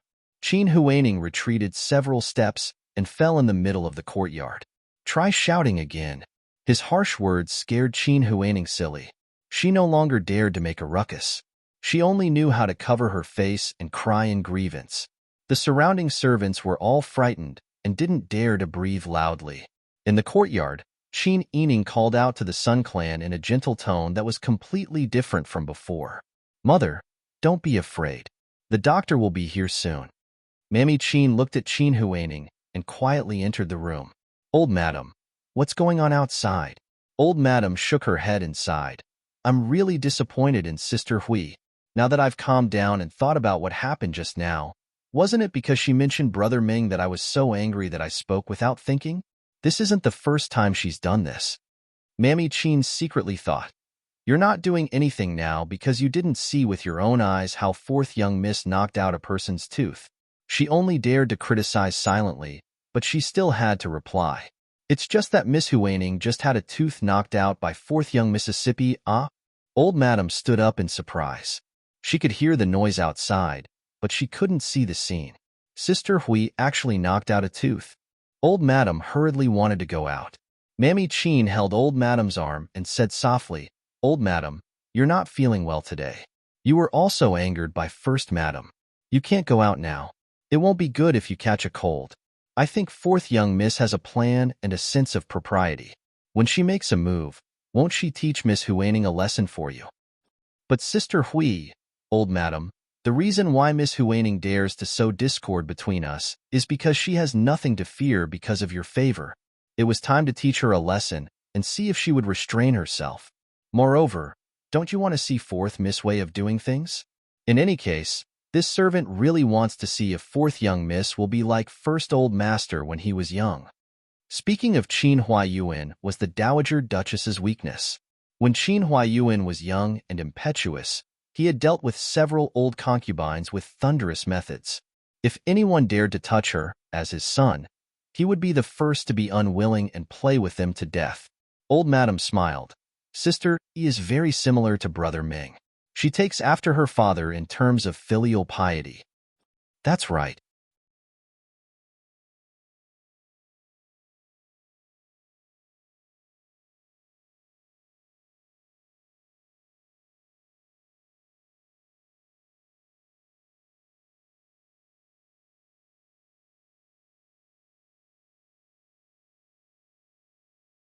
Mammy Chin helped old Madam sit down and said, "It won't be too late for you to make a decision after seeing the situation. Moreover, it's not like you don't care about Miss Huaning. Let her learn a lesson first. It's not too late for you to help her in her hour of need." Old Madam thought about it and felt that it was reasonable. She nodded and sighed. The girl she had watched grow up with her own eyes had become such a scheming person. She even schemed against her mother, who had raised her for 14 years. Family Chin had never treated her unfairly. Her food and clothes were better than those of the girls in the Fu, but she still wasn't satisfied. It was time to teach her a lesson. While they were talking, Ji Xiang ran over with Bing Tang. After checking on the Sun Clan situation, Bing Tang took out a simple and old wooden box. He opened it and took out a long and thin silver needle. He pricked the Sun Clan's body a few times and inserted the needle into her philtrum. The Sun Clan exhaled and dazedly opened her eyes. Everyone couldn't help but exclaim, "Big Madam is awake." There were also people who didn't know the inside story who secretly praised Qin Yining's maidservant for having such amazing medical skills. "Mother, you're awake? Are you okay?" Qin Yining happily took her hand and carefully helped her sit up. The Sun Clan shook her head and leaned on Qin Yining's shoulder. Her voice was still a bit hoarse. "I'm fine. What's wrong with me?" Bing Tang smiled and said, "Madam has been too tired and sad these days. Naturally, your body can't take it. Your foundation is very good, so your body is fine. It's just that your emotions are affected. You'll be fine after resting for 2 days." The Sun Clan was still angry when she thought about what happened just now. However, she was powerless and couldn't make a fuss anymore. She could only nod her head. "Bing Tang, go tell someone to prepare a small sedan chair." As soon as Qin Yining finished speaking, Ru Yi brought over a warm sedan chair with a sturdy female servant. She smiled and said, "Mammy Qin has already ordered this servant to prepare it. The doctor has already arrived at Xingning Garden. Big Madam, please get on the sedan chair." Qin Yining didn't ask for help. He put his hands under the Sun Clan's armpits and directly lifted her up. He then helped her into the sedan chair. He bowed and lifted the curtain of the sedan chair, saying, "Mother, go back and rest. I'll ask Bing Tang to go back with you. After I'm done with the mess here, I'll immediately go and serve you." The Sun Clan nodded and tiredly leaned against the wall of the sedan chair that was covered with a dark green velvet cloth. Qin Yining patted Bing Tang's hand and said, "Help me take care of her." Bing Tang smiled and said, "I know. Don't worry, Mississippi." After watching them leave, Qin Yining glanced at the main room that hadn't responded. He thought for a moment and a cold smile appeared on his lips.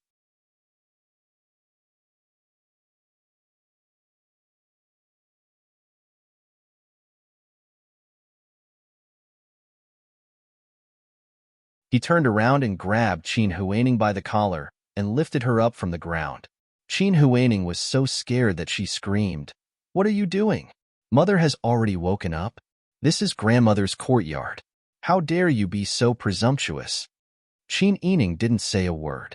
He grabbed her hair and walked out until the hairpins on her temples fell to the ground. Her hand pressed down on Qin Huaning's head. Qin Huaning could only follow with a bent back. She scratched wildly but couldn't catch Qin Yining. She screamed and struggled like a prey being carried by a hunter. The head maidservant Ji Xiang and Ru Yi were stunned. They had been in the Qin manor for so many years, but they had never seen such a young miss with such strange strength. The two hurriedly went into the room to report. "Matriarch, fourth young miss is pulling Miss Huaning's hair and pulling her away." Matriarch finally couldn't sit still. "Let's quickly go and take a look. Don't kill her." Mammy Chin was also somewhat worried. Could fourth young miss really be impulsive and chop her up? She grabbed a cloak and draped it over the matriarch's shoulders. Then, together with Ji Xiang and Ru Yi, she helped her out. Some curious maidservants and older female servants followed Qin Yining out of Ci Shao Garden and followed him all the way to the back garden. It was winter now.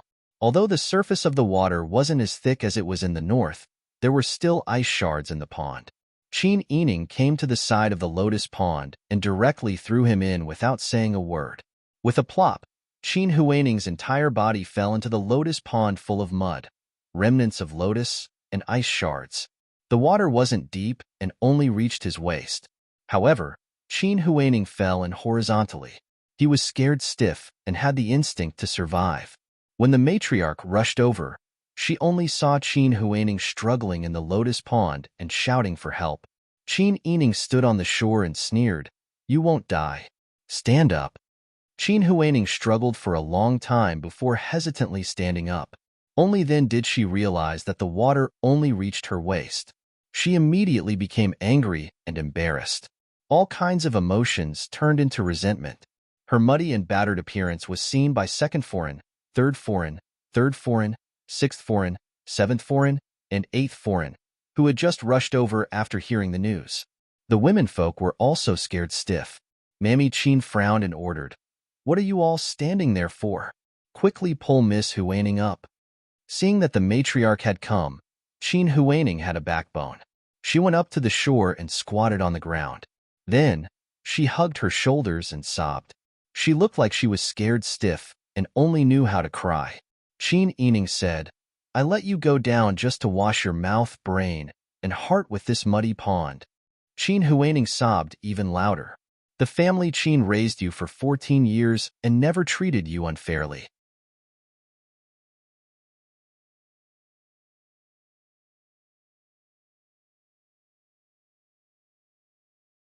Even if you're no longer the legitimate daughter, the matriarch, father, and mother have never thought of sending you back to the health hall.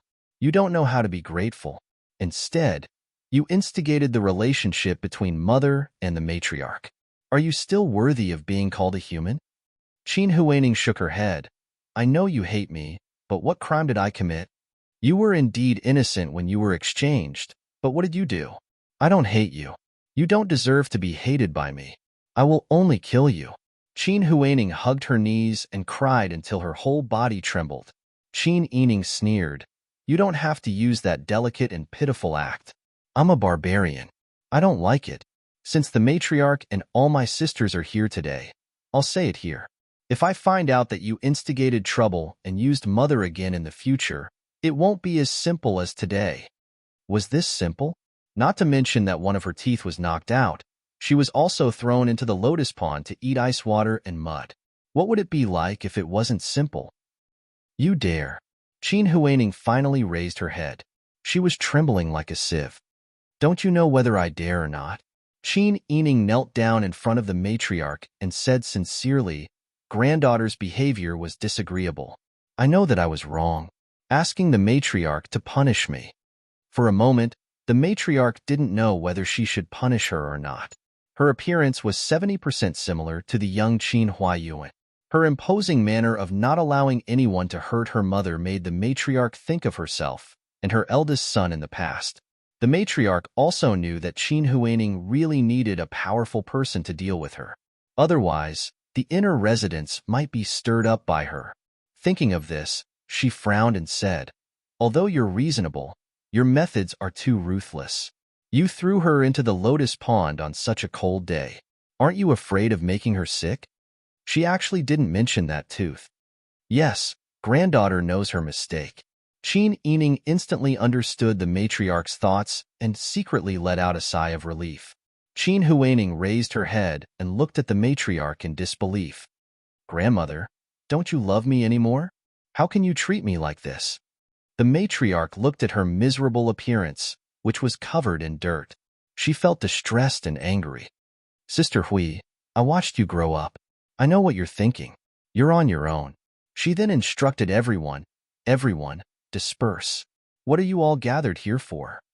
After saying this, she actually led Mammy Qin, Ji Xiang, and Ru Yi away. She had no intention of punishing Qin Yining at all. Second Madam, Third Miss, and the others, who weren't clear about today's matter, now understood that Qin Huaining must have done something to court disaster again. Even the matriarch wasn't willing to help her.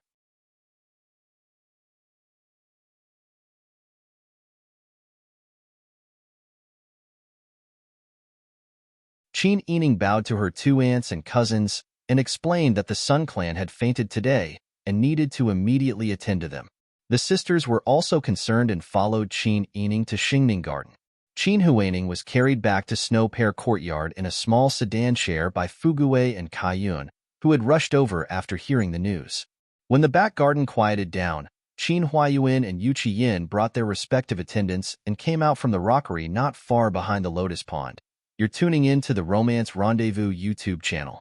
We're so grateful for your support, and don't forget to subscribe to join us on this incredible journey through captivating stories. Your generosity through donations truly makes a world of difference, as it's the primary source of revenue that allows me to expand and enhance this channel for you. Thank you from the bottom of my heart for being a part of this adventure.